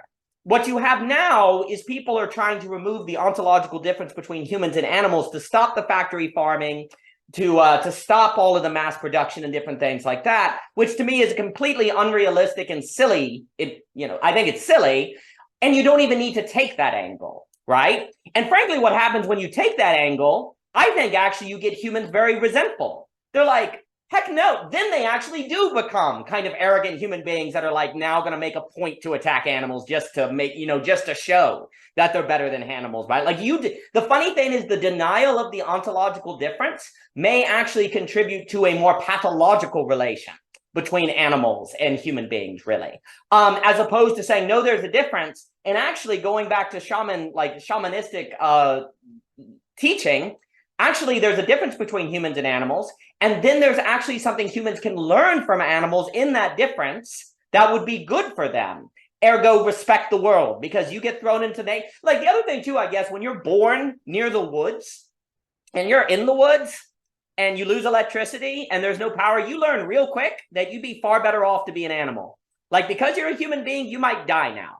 You wish you were a deer when you lose electricity, or a bear could hunt a little better, right? Like, the animal clearly has advantages in certain circumstances, or if you're lost in the woods. So for me, it was always like animals and humans are different. There's a difference. And then if it comes to the question of who do you as a human being choose, if it comes down to humans or animals, you choose humans. Because animals choose animals. You think the bear is going to choose friggin' humans over bears if they have to choose between those things? This is what humans do. Also, too, we don't actually ever treat animals the same as humans. Because again, and it's actually to animals' advantages. Like if a deer causes you to be in a wreck, you probably are not going to go, I need to put that deer on trial and maybe I'll go even hunt it and shoot it. You may be mad, but you are far less likely to go after the deer than if a human being came out of traffic, calls you to swerve and be in an injury, then it's a matter of justice. Notice this. When an animal causes a wreck, you don't go, this is a matter of justice. But if a human does, you will go, it's a matter of justice. So there are actually defenses to the benefits of animals that come from not being seen ontologically the same as human beings. Because humans, if they cause accidents, can suddenly find themselves having to deal with court cases where animals would not, right? Also, I stress the point, we do not chase down lions and put them in jail for eating gazelles, right? No one is asking, here's the question, no one is asking, should lions eat meat? We're asking if humans should eat meat, right? But if you're saying that animals and humans are ontologically the same, then lions shouldn't eat, nor should humans eat meat. No one should eat meat, because no sentient creature should eat meat because it is ontologically the same, ergo ethically the same, right? No one is making that argument. Now, if you want to say that humans as rational animals, precisely because they are ontologically different, are able to relate to the natural world in a way animals cannot, and the way we're going to do that is by not eating meat. Therefore, because we're capable of doing that because we are different from animals, not because we're equivalent, animals have to eat meat, but humans don't, and we ought to not to, because that's actually going to bring out the ontological uniqueness of human beings. Okay, you can make that argument. You could also make the argument that meat's unhealthy for you. That's all perfectly fine. But notice that those arguments are not trying to remove the ontological difference. On those arguments, they're precisely based on the ontological difference, where you are saying that humans as rational animals are capable of not eating meat. Therefore, they shouldn't, because that's going to make the world more real to them, help them escape the isolated cognito, like we've been saying. Therefore, they should not, because there'd be an ontological difference in not eating meat. That's very, very different from saying that eating meat is wrong because it's murder, basically. That argument makes no sense because you don't apply it to animals. And if sentience is the standard of ethics, well, then lions are in the same ethical category as human beings. No one actually believes this. So all animal rights arguments must be based on the ontological difference, or they tend to be crazy. Now, to clarify, and then I'll give it to Mr. Winn in the cheat time, I do strongly believe that human beings actually tend to become worse off when they do not have relations of respect with animals. They actually weirdly become like more pathological. But the funny thing is, a relation with animals now equals having a pet, like having like a small dog that's in your living room. The problem is that's a relation of control. I'm talking about relations with animals that are outside your control. You can't control a cow. That's what I think more people need. They need relations with animals that are not within their control. That's when you develop the respect that leads to the healthy ontological condition. Now, people's relations with animals are too controlled, and they're not actually relations of respect. And so then we don't have a respect for the environment as a whole, because you don't actually, here's the problem. So much environmentalism actually is from a place of control over the environment. Even when they're saying we need to honor the environment, well, we're going to honor it within our control. You know, it's not a letting be, but it's from an intentionality there. So anyway, let me pass it. Just to like put my language onto this as well, like from what we've said before, annihilation. It's really interesting because you made me think that actually from the moral standpoint of we should annihilate animal farming, which I have some sympathy for but then I would say this is where I can affirm it. Like in annihilating, that desire arises from what we think is a moral standpoint. You know, we should do this because, and I put this in the chat, like I should continue farming because, you know, and normally these are moral issues concerning animal welfare. So the grounding upon which we think of this is, you know, from the human being onto the animal, like you've put it really well. But maybe this is the point, like instead of annihilation, we can approach this problem or an animal as it presents itself to us in annihilation, which is the desire to let that being be, to then see what happens, you know. And that's the care, I think, which is the initial ethical move, is to let that being be, you know, to not impose an ethical demand upon it because it doesn't exist within the world of ethics in that sense. And actually, then I think you can find animal rights movements that aren't talking about the rights of the animal. They're talking about the way in which that animal can be outside of our attempt to control it. And then, of course, if there's a bear and a child, we would say, well, what happens in that clearing when I'm confronting that scenario? And I think this is, again, goes back to like the Christian motive of love is the fulfillment of the law. Of course, you love that child in that moment outside of the ethical implication of what happens. So the let be response would be to go for the child, to protect, because you care, you know? And I think that's where ethics for me it starts to be interesting, because you're not trying to impose a specific worldview upon sentience or non-sentience or this or that. Instead, you're talking about what happens if we let cows and pigs and chickens be. In my opinion, we wouldn't have animal farming on the condition that we could have a diet which is sustainable or that enables us to thrive in the world. You know, then I think this is the point, because then we can concern our own being. Like, how is it possible for me to let be here? It's by eating food. I wake up and I eat food. And as a person who wants to be let be, I will eat my food and I will enjoy my food, you know? And I think that becomes also then like the humanism of releasement, because it's not about like humanism or anti-humanism or human rights or animal rights or one or the other, which again always starts from that moral standpoint. Instead, it's about seeing what happens when you let beings be. And as human beings who in some cases love each other, it would be nice to think that you would of itself care for the human more than, you know, like the fly that flies into the room. In a way, if that fly is gonna go for your child, which maybe not a fly, but something, a snake, you would do what you need to do to make that situation, that scenario, not happen because you care. And I think you don't need a moral imperative. And I think that is where love is the fulfillment of the law, like Christ would say in the Christian myth, you know, like it's only at that point when you not, well, you can even say like annihilate the desire to annihilate, that you're let be with what remains, you know, which is, yeah, which is whatever it comes to be in the scenario you find yourself, which is the contemporary postmodern age of mass farming. And we can question it from there, but not from the moral standpoint, but the let be standpoint, you know, like let the chickens be, like you don't need to do it in that way because you see suffering. And in my opinion, of course, it's my scenario, we don't need to eat that type of chicken to live. We can have different chickens or different, you know, like different ways, different modes. But yeah, that's my... Well, I'll pass it to you. I think the key there is arguing animal lives, as you're saying, from animal letting.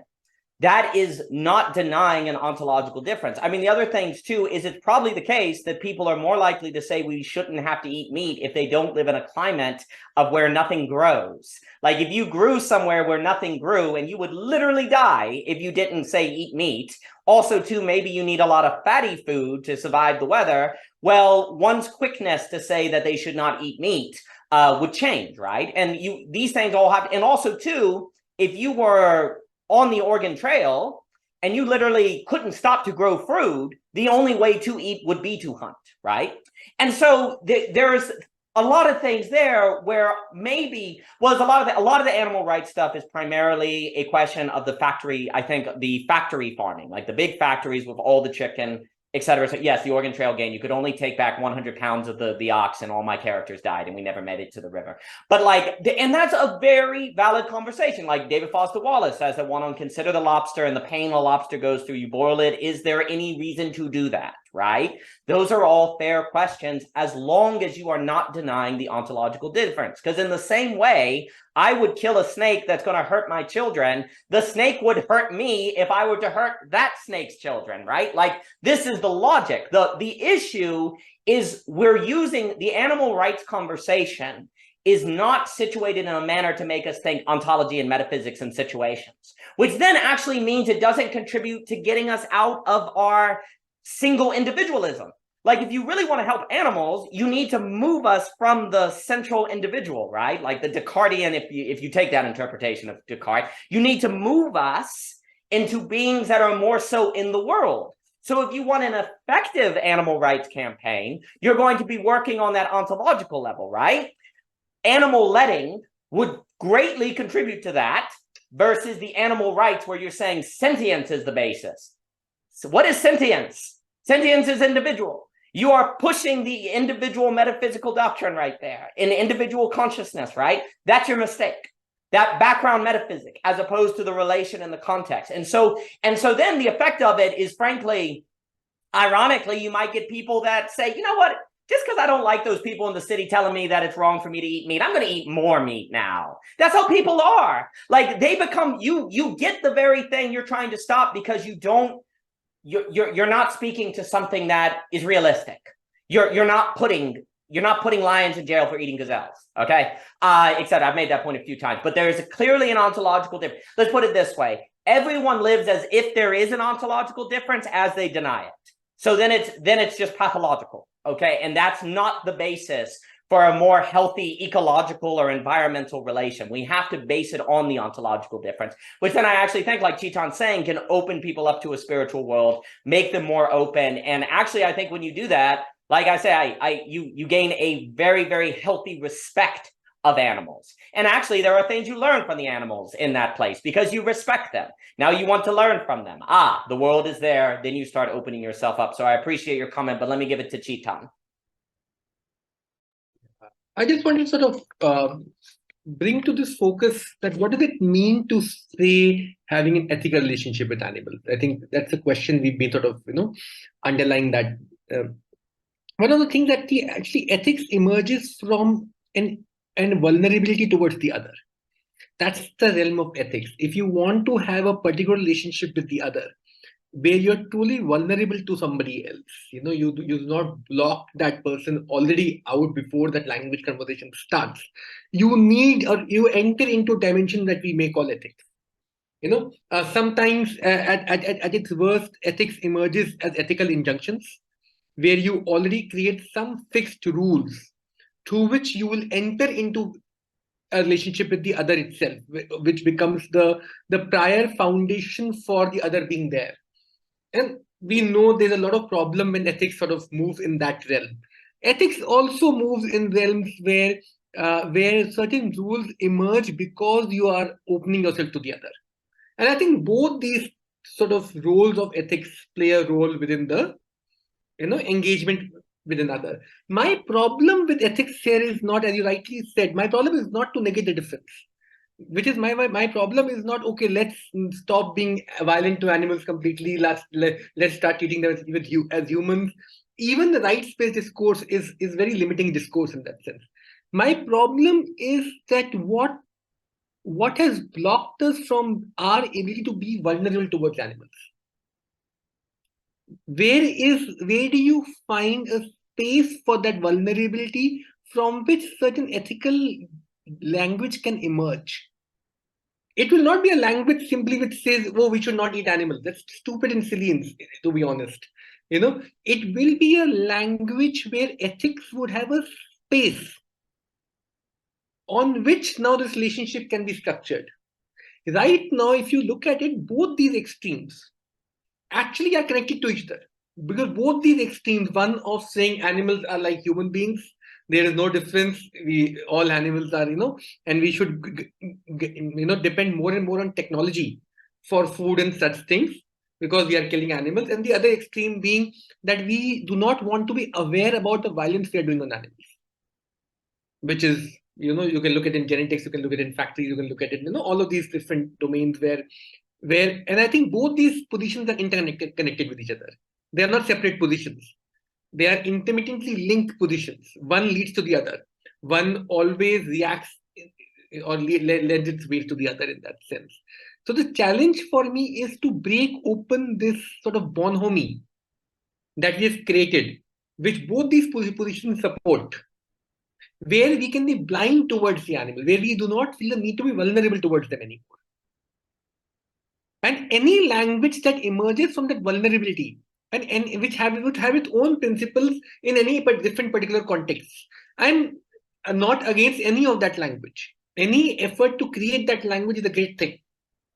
And I think that language will be different in different contexts. My problem is when you're afraid to even engage in structuring your being towards an animal, which is truly being vulnerable towards them. What is at stake in that vulnerability? When you're not asking that question, then you enter into different kind of a problem as a species. That's my, I think, what I, underneath the philosophical, touch would be, I think, of this nature. Yeah. I think you just added a very valuable piece. I'll give it to Sam Willem.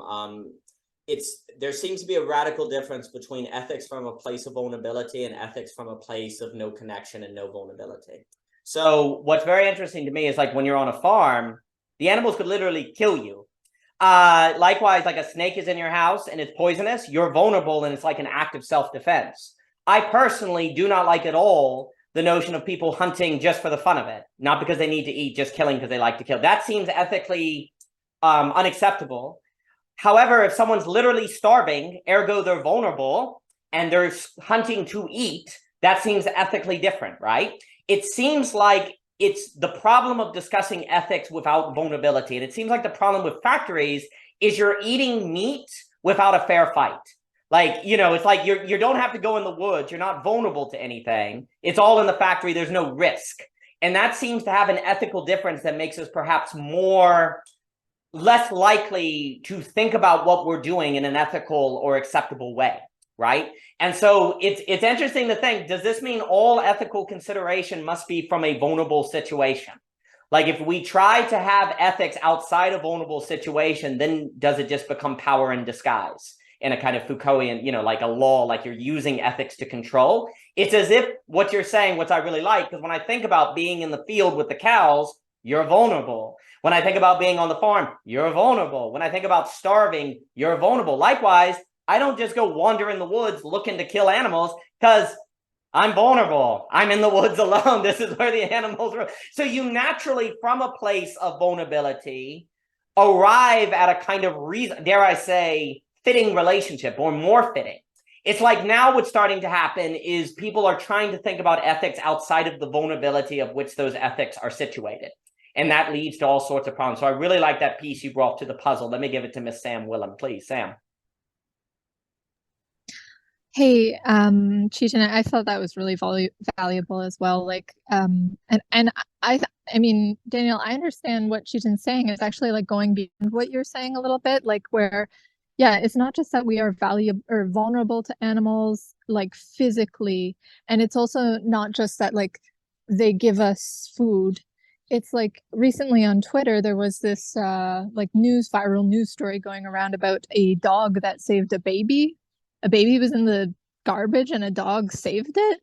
Like it made me think at the time, and I posted it on my Twitter, the myth of Saint Gwynefort, the hound who saves a child as well. Like and Andrew, you spoke earlier about like what is a game that a human could play with a cat where it would be quote unquote fair. And I don't think there is really a game in which a human would play against an animal in which it would be like, you would have to like, no animal really understands winning that way, but hunting is a game which humans play with animals together and succeed. You know what I mean? Like you hunt with your hound, like, and you're not like using your hound for hunting, just in the way that you're not driving a horse, you're riding a horse, right? Like, and I mean, I did horseback riding for a while, and I really, the most valuable thing I got from that experience was I realized my eyes actually don't matter. Like, I could have no eyes and be a really talented rider as long as I knew the course, because all you have to do is you ask the horse and it sees where it is stepping better than you can see where it is stepping.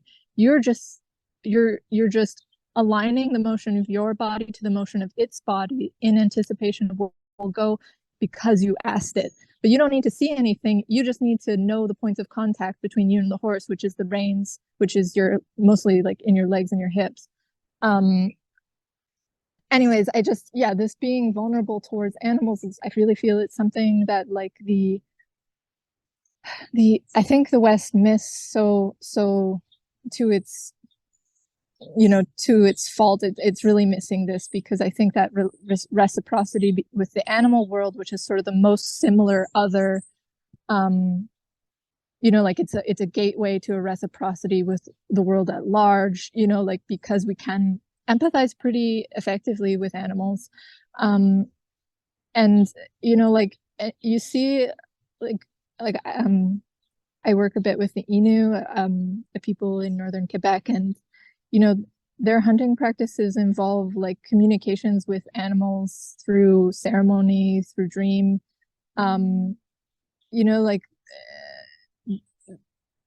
It's not just we eat it, that's natural because animals eat animals. It's like, like they ask for an animal life, like, and yeah, I think I bring this up a lot, like just the differences here. Like, we can't speak English to an animal, but that doesn't mean we can't communicate with an animal, like other cultures do this quite effectively, I think. And like, also like, I mean, I worked in a cafe for a while with a girl who didn't speak English, and like, I only spoke English at the time. She only spoke French.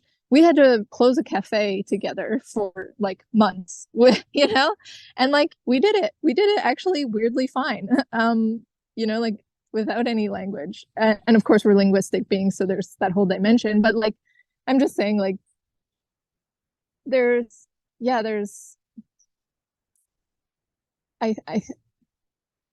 feel that how we be towards animals, how we understand animals, as I mentioned in the chat earlier, often speaking about ourselves. You know, what we see in an animal is only really what we can see because we ourselves are it, or are of it. But if we really were vulnerable and communicative towards the animal world, I think that would open us up to be so towards the world, and I could see that as a way forward into a more letting and less controlling way of being. Yeah. I wanted to say this and I kind of forgot, but Daniel, you'd said that, like, you know, there's no situation in which we would never choose the life of a human over an animal's. And I understand the point you're making, but actually I don't think that's true, because humans have the capacity to become inhuman, like in the moral, ethical sense. Like, you would, you know, like, you wouldn't choose the life of a human being over an animal whom you already would condemn to death. And like, sorry, I kind of lost my track, but like, I think these animal relationships are really important in an ethical sense too. Sorry, yeah. No, that's excellent. All of that was excellent, and certainly I should clarify. I don't believe we are yet to pick an animal life over a human life legally. Certainly, we see human beings individually choosing they'll save their dog before they save their neighbor, right? So that's a very fair point that you're making. Absolutely. And yes, I like my dog. There you go. Also, I think, well, again, like it used to be, if you had an ox and your ox died, your whole family now could die.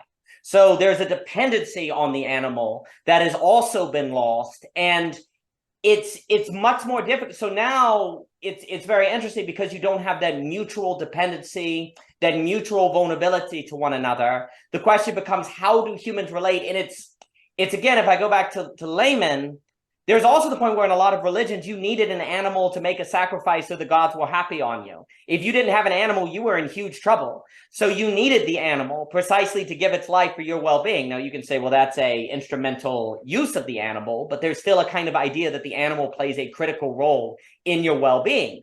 Where we don't have that because of the movement of modern life due to technology, and so much of it, you know, the astuteness of Heidegger on the technology has also disrupted our relation and dependency on animals, because we don't need animals as much because we have technology, and soon we might not even need humans as much. Then we will have to make a conscious effort by which to see a dependency or a need for animals, because it's not so much given by the environment that we live on. In the same way that, like, we no longer have these sociological givens, so we have to make a conscious effort to think of what is the shared intelligibility that makes a community, since it is not given, right? This is a very difficult thing to do. And likewise, we need to think about how we relate to animals so that there's some sort of possibility the animal opens up to us that we otherwise could not get. And then the question becomes, what is that? For me, there seems to be a lot of the effort is based on the argument of sentience. You know, all sentient life is equally valuable. And I wonder if that makes the mistake that sometimes people do when they, in multiculturalism, like it talks about in Belonging Again, where you say everyone is different, but actually at the end, we're all human. So we all should get along, right? We're not really different. No, humans are very deeply different. All the more reason to be even more open to them, because there is an irreducible difference in those other people that you can only access by being fully open to them. Likewise, there is things that animals can teach us. Animals seem, like you're saying, they have this ability of presence, of annihilation, even of letting, that maybe humans don't have so well, that being open to that could actually teach us something that otherwise we don't have, that we may not think to do if we are simply basing animal rights on sentience, as opposed to a real difference that becomes the basis not for mistreatment, but actually greater treatment. In the same way that, to me, when you take difference as real difference, it becomes more difficult, but then actually there's more value. There's like all the more reason to open up and to do the work to be able to do that opening up. But I think the point that you're making, Sam, on the idea of like, yeah, it is absolutely problematic when you have people that don't relate to animals in a sort of way of seeing that, like, my life. And again, I go to my own thinking, like, there were so many times in the woods where getting home was dependent on the dog. Without Boomer or Zach, you don't get home. So, this is a vulnerability that's like, oh crap, I do not have the navigational abilities of the animal, right? Likewise, it goes, oh my gosh, these chickens are going to determine if we have eggs to eat. So let's take care of these chickens. And so there's this kind of doubleness that can be lost. And then the question is today, if we want to return to that respecting of animals, what's the best kind of basis for it? So the comment there, Sam, is very, very good. Have any final comments, please just unmute. And it's been a delight for everyone to jump in on Sunday like this. I've appreciated it. Great Sunday. Just a great Sunday. Thank you, Daniel. I was unwell throughout the week, so it's great to have this. Thanks. Some people say Sunday is the first day of the week, and then now I agree. So thank you. You've woken me up from my slumber, all of you. Yeah, it's really nice to get to chat. On Thursdays, I don't really have the time, so it's great. Well, I'm glad. I've enjoyed this. Last month, we've had to do some different times, and finding a time that works in a lot of time zones and different things is so tricky. But it's fun to do it at different times. But I really appreciate this conversation because I really want to find a way to talk about animal rights in a manner that's constructive. And I feel like this has been constructive. I feel like what Sam, you were saying is extremely useful. The vulnerability point, Chetan, is very good. It's again, for me, like on a farm, it's this weird thing where there's definitely a difference, and yet there's higher respect because of that difference, and actually kind of more of a respect. And I think what you're bringing out, Sam, with the hunting cultures, like I know with that OneNet conversation, there's this idea of even kind of the spiritual connection. And I think that too, what layman, it's just very interesting because like speaking with Pascal on kind of like religion needs to return to something more animalistic, more pre-civilizational, to sort of think about how to exist in this time between worlds. And I think about talking about animals and animal letting is very, very constructive. So I appreciate it. On that point quickly, like it's really nice because I think like you can engage in this type of conversation concerning animal rights without falling into like yes or no, which most of the time it is, like I think you can even be vegan without following the discourse of veganism in that sense, that you're not following it from the moral standpoint where you're like subjecting animals to your moral purview, Right. But again, maybe like that mystery around this clearing, this gap, this difference, can allow you to say, okay, in my situation right here, right now, based upon the kind of empirical information I know, like, there's a mystery there. And I think even just quickly, like confronting people who don't believe in climate change. And surprisingly, unfortunately, recently, there's been friends who now are really denying, really denying it. And I say, well, even if these arguments are correct, I would rather act as if it were happening. Sure. And of course, I believe in it because the facts are there for me. But I would rather act as if it were happening because I know the consequences if it's not. So my moral imperative to engage and think through the problem, of course, I'm not doing so much myself, like I'm just an individual, means that I'm following a discourse which may be true or not true in the bigger perspective, but I'd rather be doing this because there's a mystery around my own knowledge of it in that sense, and I think that's letting that be, like letting be the possibilities to overcome this problem in that sense. Well, I want to just tag on that quickly. That to me, when we were talking at the beginning that philosophy is quote unquote in this way useless, right? To me, that kind of approach to issues is what philosophy allows you to do. Where philosophy is like, how should I act if I can't say yes or no? That's what you're trying to find, a way to act in the space of the inability to say yes or no. I don't know if like killing animals is immoral, but from not knowing, what is the best way to act, right? So I don't know if climate change is real or not in the way that's being described. You just assume that as the philosopher. But is there a way to act in that not knowing? And you actually go, well, acting as if it is real is actually better than not because you get higher to certain extents. Now, if you say, well, we ought to shut down all carbon around the planet right now, that may actually cause a lot of unintended consequences and pain. But if you say, assuming it is, well, don't you like better air quality? Don't you like not paying for gas? Don't you like, a more thriving environment? You actually, here's the philosopher realizes that you actually can chart courses of action without saying yes or no. That's what the brain sees. That's what the philosopher learns, is that there actually are courses of action in the space of being unable to say yes or no. and I tracing think that out. And just to go back to your work, Daniel, sorry, Chaitan, like it motivates you to then look at facts, scientific facts, because we're talking about empirical things. So I think from the place of skepsis, it's not like, oh, it could be happening, that's it. It's skepticism to say, I would rather know that my actions aren't contributing towards that possibility. And then because of that care, again, care, not control, but care, you can then say, well, let me read stuff, you know. Then there's information within the scenario, within the game, you know, within the modality of science within which we understand the situation. And then again, there's never absoluteness. You can't get the whole picture, the totality, but through that kind of like information or series of informations, you can make a decision, you know. Absolutely. Absolutely. Chaitan, please. I'll just quickly, 1 minute, I'll just say, a lot of times we discuss ethics and morality, we sort of tie ethics down to necessity. Or if it's important to kill the animal, then only we'll do it. I'm personally very, very sort of,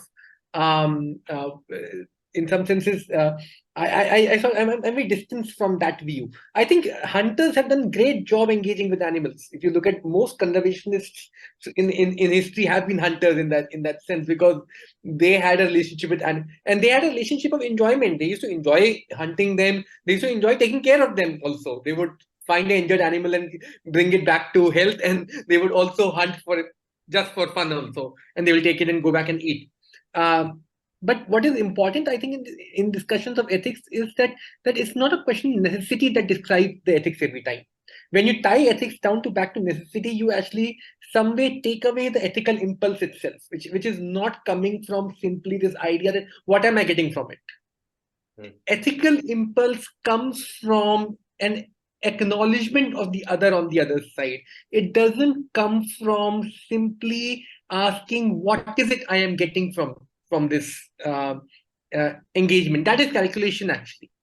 Ethical impulse in the sense of vulnerability, it's not a simple question of saying that I am vulnerable in terms of somebody can kill me, and of course that is of course involved there.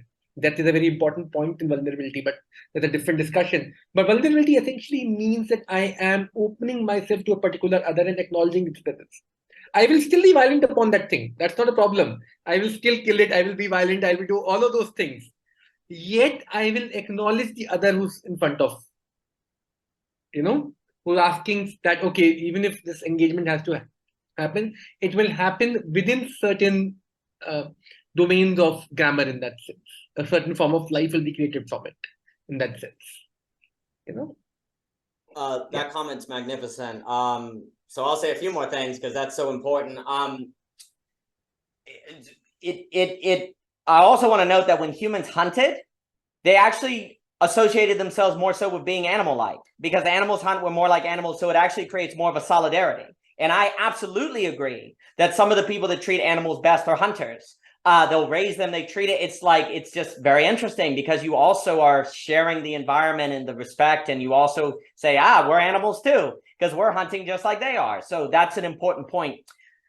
The notion of the ethical as the maintaining of the other and the honoring of the other suggests that the ethical is the navigation between the yes and no. Because likewise, when you say, I don't know if global warming is true, what are you doing? You're saying, I'm keeping the other in otherness. I don't know. But in not knowing, what is the ethical thing to do? Well, to use less carbon. You're like, you keep the animal as other. You say, I don't know if it's murder or not.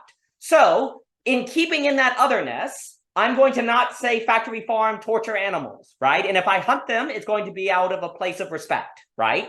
So the ethical and the philosophical becomes how to move between the yes and no. It is not the yes or the no. It is the between, ergo the annihilation of the yes and no, ergo the clearing.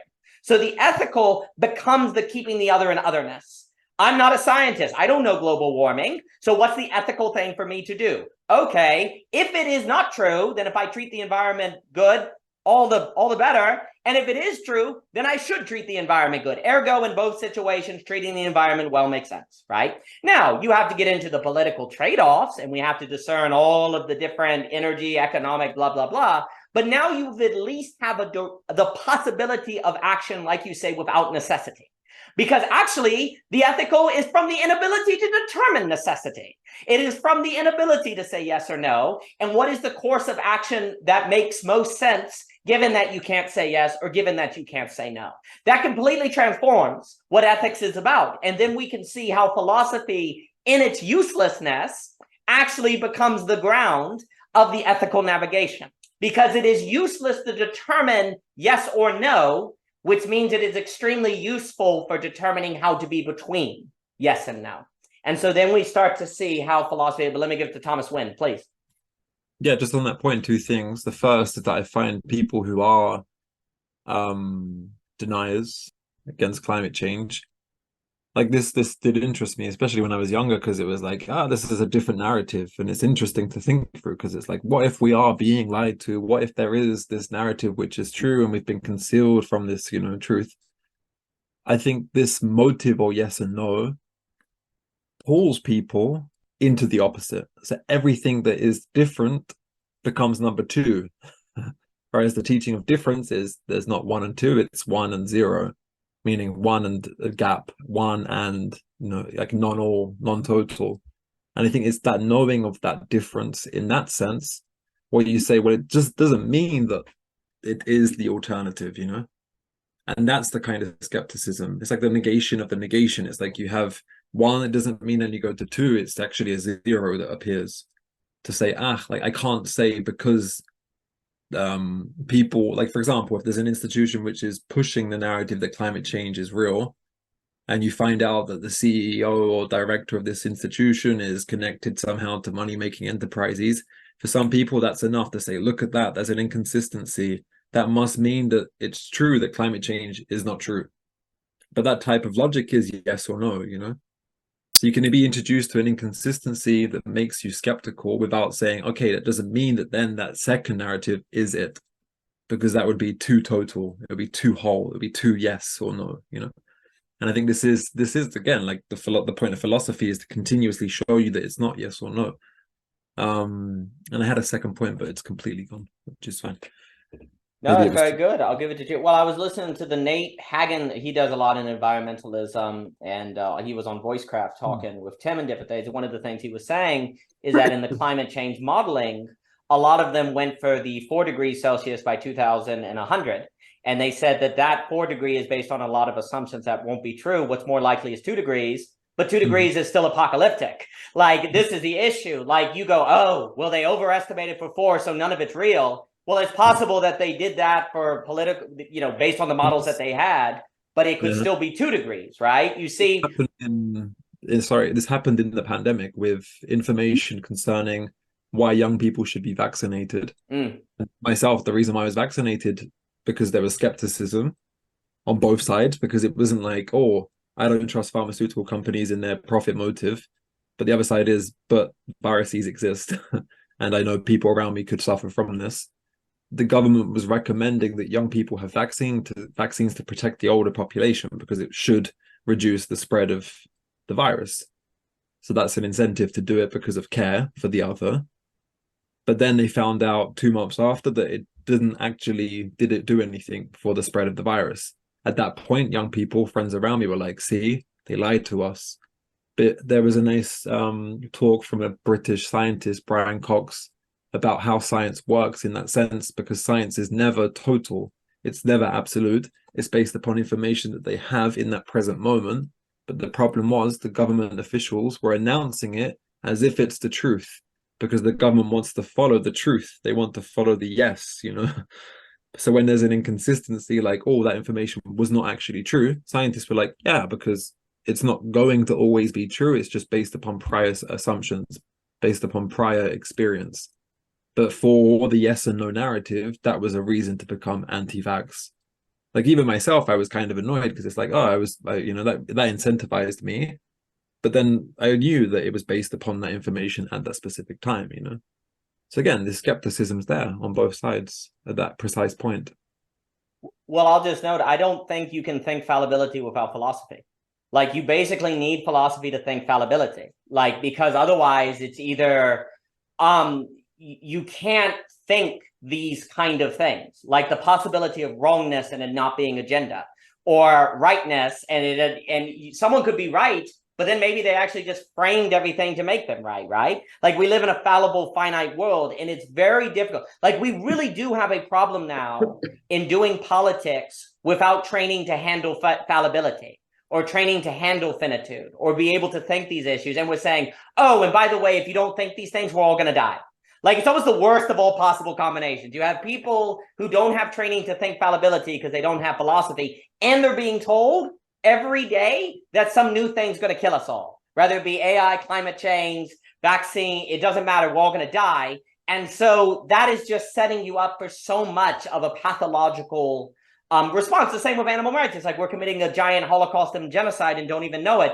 Oh, okay, well, I can't see all of this kind of nervousness that really makes it hard for people who are philosophically trained to know what to think, let alone without any cultivation of handling fallibility and finitude. And then, of course, what do people do? They just tribalize. They want to go where they can feel stable again. So go around the people that reach the same conclusions as you. So the conspiracy basically becomes the tribe, the conspiracy, the political extremism, the fanaticism. All of that becomes the logical end of a world full of apocalyptic thinking that does not have philosophical training to handle the realities of limited knowledge, fallibility, guessing, the complexity of mobilization of large groups, et cetera, et cetera, et cetera. So it becomes a mess in all of these different areas. In the question of climate change, again, my thing is that I am completely open about having an ethical position on both sides of the aisle. That is the whole point of the yes and no. I can construct a situation where the person can be wrong, but still coming from ethically committed place about climate change, even if he doesn't believe in it. For instance, I remember reading Michael Crichton's State of Fear, I think, at a very young age, in my just early 20s, maybe before 20s, in fact. And I was very influenced by that book. I sort of rejected climate change and so on and so forth until a scientist sat me down and told me, you're wrong. And I actually agreed to the scientist. But that happened much later, 4 or 5 years later down the line. But point is that I can understand somebody coming from an ethically committed place and not believing in climate change. I can also see a person coming from an ethically completely non-committed space and believing in climate change. Both those things are possible. That is a genuine philosophical problem, that ethics do not completely map onto its own injunctions. They never will. The same with anti-vax. Like their motive is to protect the children, it's this. Yeah. You can, for instance, you can find a person who actually is skeptical about vaccines, but is coming from an ethical place. And you can find a lot of people who are trying to impose vaccines upon everybody, who are coming from ethically completely a space of where they don't care what happens to the other person. They just want that truth to be, both sides are actually, in certain situations, certain positions become invisible to us, which is okay, which is good for us actually, because that is how we can act in those situations. But that doesn't mean ethics doesn't always have this completely anti-foundational or this groundless feeling to them. That's the nature of ethics, and it is in that groundlessness that a grammar gets formed. Yeah, grammar is never a result of having a complete ground. Grammar gets formed, language gets formed precisely because of groundless nature of these things. Yeah. And that is where I think we need to start, thinking about these problems. That at what point that ethical commitment towards the other gets lost within this, discourse. Yeah. I think that's exactly right. And basically that is the only ethic or logic of the clearing, as I saw in the comments, that basically under pluralism and globalization and vast complexity, you either figure that out or you're done. Like, because it's just going to be a war. What people are doing is I'm the yes, the no's come over here, the no's, I'm the no, the yeses come over here. There's no mutual commitment between the yes and no's. Like everyone has to choose if they're going to get the vax or not. Everyone has to choose if they believe in global warming or not. But from whatever position they have, is there a mutual commitment to the between the yes and no? Well, that would require the philosophical training to know that you need to do that. I do wonder, so as just a little personal note, it does seem increasingly more and more as if something like philosophical thinking is non-optional. Now, of course, I say, well, of course you'd say that, Daniel, but it actually does feel that way because you just look at the problem of difference. The problem of difference necessitates a form of thinking, and the difference is more pronounced given complexity, given pluralization, given globalization. So something like a philosophical logic becomes a necessity. Mr. Luber, please. Yeah, I mean, to me, I was literally talking about this last night, like with my friends. They were all telling me how it's stupid what I do. A lot of my days just read and shit. But yeah, it's like if you are not putting in the work to thinking, yes, it was a good Saturday night. If you're not putting in your own work and your own thinking, you are operating under somebody else's work, and Yes. you just don't realize that. Yes. And because of that, when you are faced with a turning point, you are at a high risk. Like when I say turning point in your life, you are at a high risk in struggling with the turn. When you are operating under your own work, your own thinking, then that struggle isn't as much of a struggle in the existential sense. It is something that you anticipate, and it's actually something that you kind of enjoy. And to me, you start seeing it being funny and humorous, and that it's just part of the entertainment of your life, essentially, the turning point. So, yeah, I thought of an example of you're trying to kill a cow because you're hungry, but in the act of you trying to kill that cow, the cow just won't die. It literally won't die. Like you keep stabbing it or whatever way you kill a cow, and for whatever reason, it won't die. You can't harvest the meat. Like there's something that you can't fucking get at. Basically, yes, it's plastic. If that were the case, then we are in an environment, we are in a world where there is no letting. There literally is no letting. The fact that I'm able to manipulate or design my relationship with an animal only gives credence to the fact that there is something letting me configure the design. Like there's something that's letting the situation unfold to me in a way that's affording me to do X, Y, and Z. And anybody that tells you any absolute no or yes, they're not seeing that situation from that unfolding. And whenever you get into a conversation with someone like that, it becomes very frustrating for them. It becomes very, very frustrating. And being frustrated and not recognizing why you're frustrated in the experience is a lack of philosophical work. And you just won't find yourself frustrated in conversations as much if you have that philosophical work for that very reason. I just want to say that. I'll give it to Thomas Winn, but I definitely think that without philosophy, like my experience was like the ability to have some philosophical reasoning. It has a massive influence on if you end up in some sort of extreme position, fundamentalism, like in order to have that intricate position, if you will, philosophy is really, really important because it helps you stop yourself from spreading yourself to the other and making everyone having to do what you did. Right? Because philosophy gives you the ability to think of how there can be different unfolding. And obviously, it's about letting. You make the choice for yourself. You say, I believe the evidence. This is what I've seen, so I'm going to do it. But then you can also see the need to let the other. But without philosophy, it seems basically impossible to do that. Either the vaccine is a conspiracy and no one should take it because I believe that and I got to stop my family and friends because I'm not going to let them get sucked in by Big Pharma. Or, oh my gosh, everyone who questions Big Pharma is an idiot, Republican, conspiratorial, QAnon. I can't believe anyone would do that. I've got to stop them all. And then we're dead. Yes, Mr. Luber. It's funny. People think that when you are getting along with something, that you're actually getting along with that thing. When in actuality, it's the act of not getting along with that thing actually allows you to get along with that thing. Yeah, because when I got vaccinated, but not fully, because when I got vaccinated, I got allergic reaction where I was like, okay, I don't want to do that because I literally broke out in hives and like but I That's a can Monday. That's I'm- Monday. exactly that's tomorrow.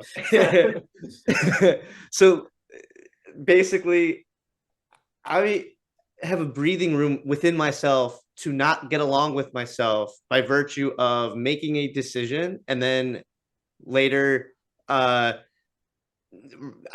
even regretting. It's more of just realizing how I shouldn't be shameful in something that I didn't want to do in this very moment that I did in the past moment. And that provides such a breathing room in any kind of situation that people feel as if that breathing room actually isn't getting along, Right. because you are not being strict with your decision. And if you're not being strict with your decision, you don't have an identity. Like it's all about maintaining that identity instead of the continual build of an identity. That's right. I think that's very well. I mean, what you just said is why Hegel's like philosophy is about a mediation of instinct, that ability to control yourself, to not get swept up. Like everything that you're describing is showing how philosophy has this emotional balming, if you will. That's very, very important.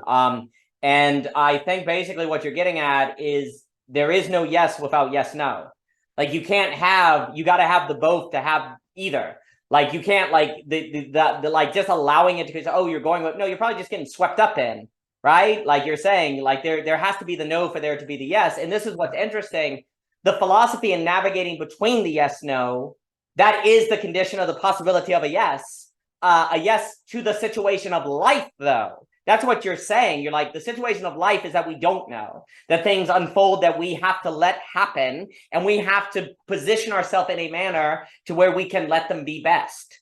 So there's a yes to life in the navigation between the yes and no. And without that, you can't have a real yes. But we tend to think that a yes is the denial of the no. No, that's a yes that denies the no is ideology. If you want to have life instead of ideology, or at least, there's always going to be some realm of ideology. But the question is, if you want to at least be open to something beyond it, then you have to navigate between the yes and the no, because that's the clearing. And the clearing is where something beyond your intentions or self-notions can possibly come through. Yeah, I said before, I'm going to act as if this conversation will go on all night. Open it up.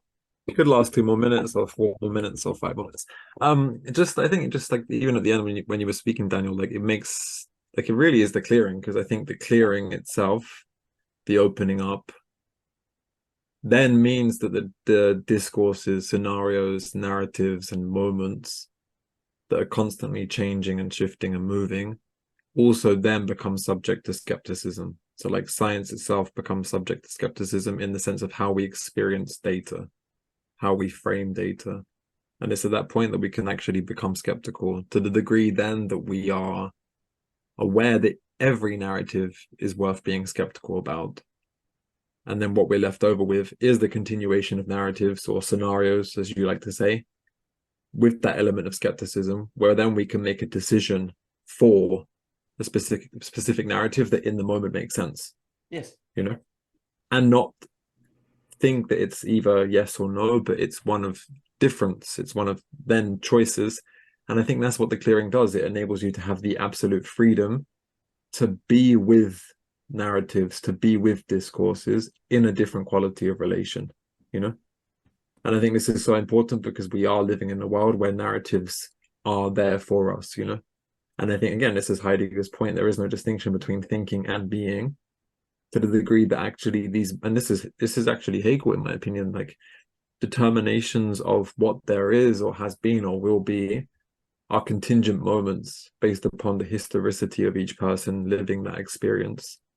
It doesn't mean there's no absoluteness. Absoluteness lies in a different quality, which enables you to participate with those contingent moments in a very, very different quality, where you can affirm Napoleon and then change your opinion 10 years later, You can hate the French Revolution and then 100 years later you can see what happened, and vice versa, because you're not hanging on to that narrative of like, yeah, that was it and this is why it should have been like this and that's where, And I think this is like Andrew made a point, like that is, and Chaitan as well, like reading that book before and then changing your ideas.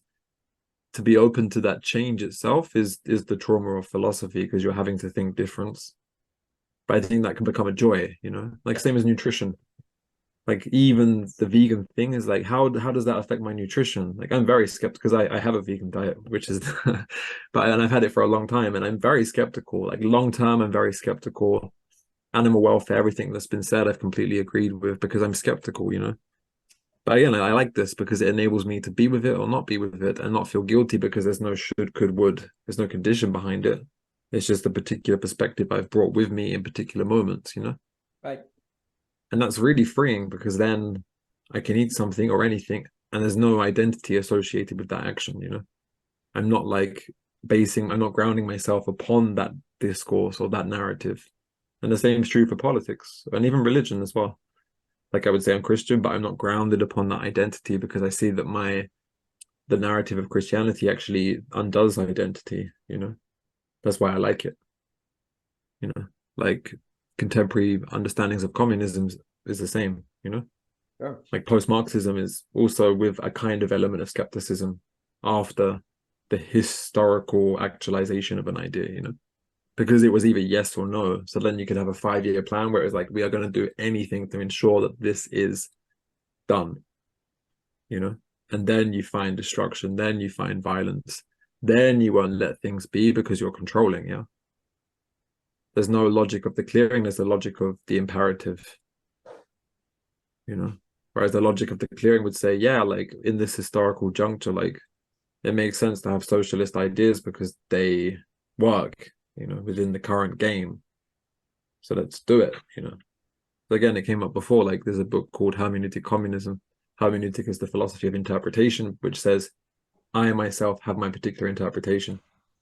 So for these authors, communism is a way into which we understand what it means to think politics within the clearing, where I have to let you be because I have a democratic ideal of that's my perspective, that's yours within the scenario we find ourselves.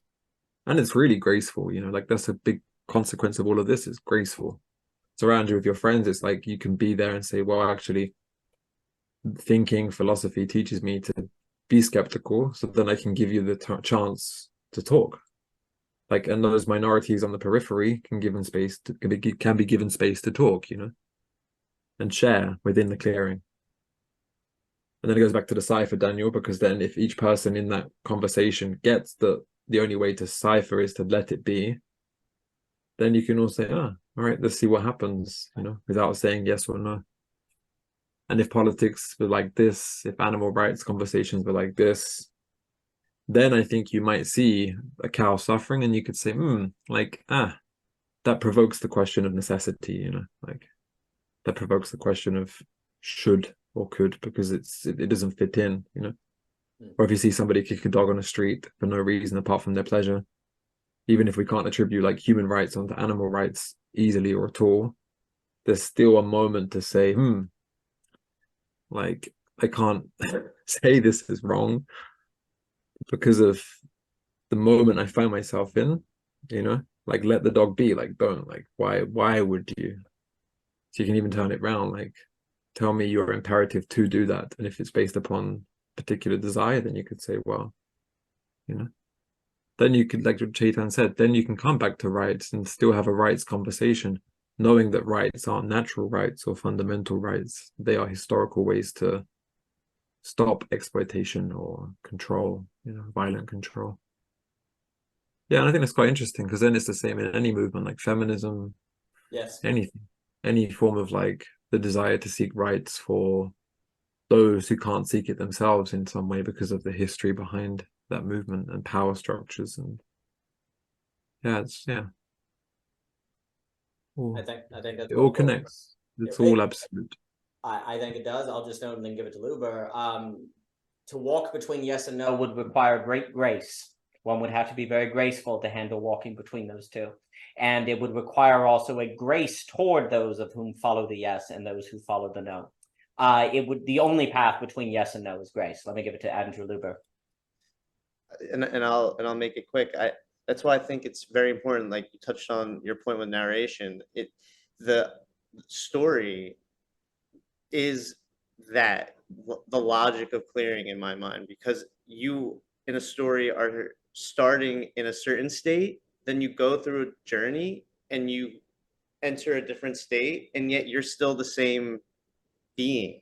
The protagonist is still the protagonist through and throughout, and their states change. So every time one posits or one asserts anything, it should be understood in terms of, this is, let's just call it state A, and that this is not a state of permanence. And once you realize it's just state A and that it will morph into a different state, call it B to Z, whatever it may be, but it morphs into a different state, then you're automatically in the clearing. You're automatically clearing, you're holding your world, your worldview is allowing you to hold reality in a way where it's the hold of unholding. It's not holding on to the particular state in which you're in, insofar as it allows you to hold on to a state in general. That the future state that you will be going to, it affords you the ability to morph into that future state. So I don't see how you can get around that unless you don't view, like, you have to view your life in some sort of continue, something that has motion, that's continually moving with a purpose. To me, that's a story. I don't know what else that would be, but that is just something that people, I don't think, take seriously enough, because it makes them feel, again, like to my earlier point, that like the state in which they are putting their stakes in, and they're holding it in a way where they're not able to move out of that state.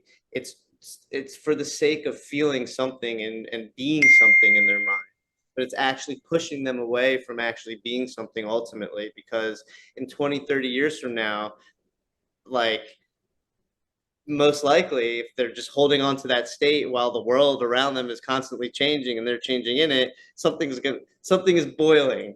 An explosion is bound to happen. That's how I see it. But this has really been fantastic. I just wanted to emphasize that again. Daniel, thank you for this. Oh, it's been a blast, gentlemen. I've enjoyed it on a Sunday. What you just said, I think the critical thing to get is we actually don't know the future. We absolutely don't know. Not even the scientists know. So although we associate yes or no with absolute, the true absolute position is actually the neither.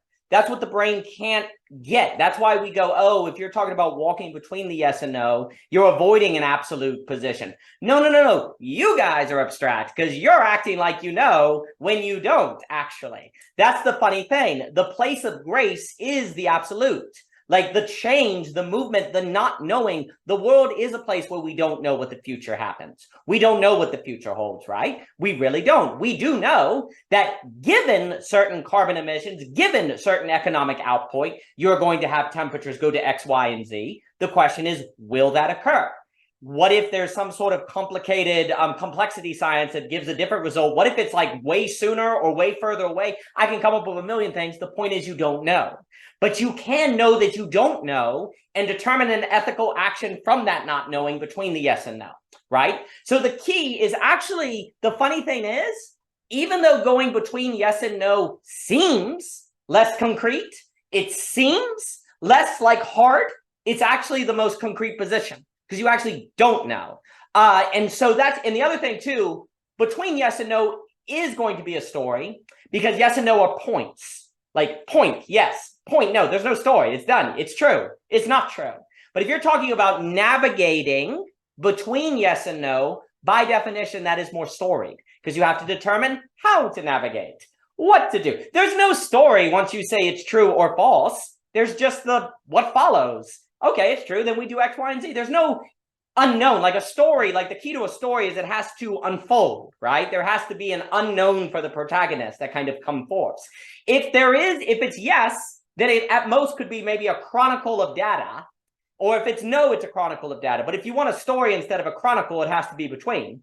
And if it has to be between, a story also does tend to have to follow some sort of logic of grace, where the protagonist has to determine what they're open to, what they're closed to. If they're open to everything, they're a flat character. If they're closed to everything, they're a flat character. So gracefulness of the protagonist is necessary for the character to be a character, someone that actually grows and develops and also makes choices. Because the moment you talk about grace, you have to make choices of what you're closed to, what you're open to, what direction you go to. So then there's decision, and if there's decision, there's a story, because you have to navigate those things. The key is that what science does is science gives you reason to think yes, science gives you reason to think no, but science can't tell you how to navigate between yes and no. But you need science to determine what the yes is, what the no is, so you can determine the area of the story, right? So that's the role of science, but it's just like Davoud and Cadell were talking about. Davoud was saying that people now use studies to avoid thinking. They say, oh, we did this experiment, the result was repeated, therefore it must be true. Well, it might just be repeated because the experimentation did it. So it's this warning of the scientist must be careful to use experimentation to avoid thinking, because the definitions of the terms that you are experimenting with, or the structure is all preset, maybe by how you define terms, maybe by how you define values. Like science needs philosophy to be navigated, right? But you see, in a world where people don't know that the name of the game is to navigate between yes and no, then it makes sense that everyone thinks everything's about science, because science can give you yes, or science can give you no, and philosophy doesn't have a role, right?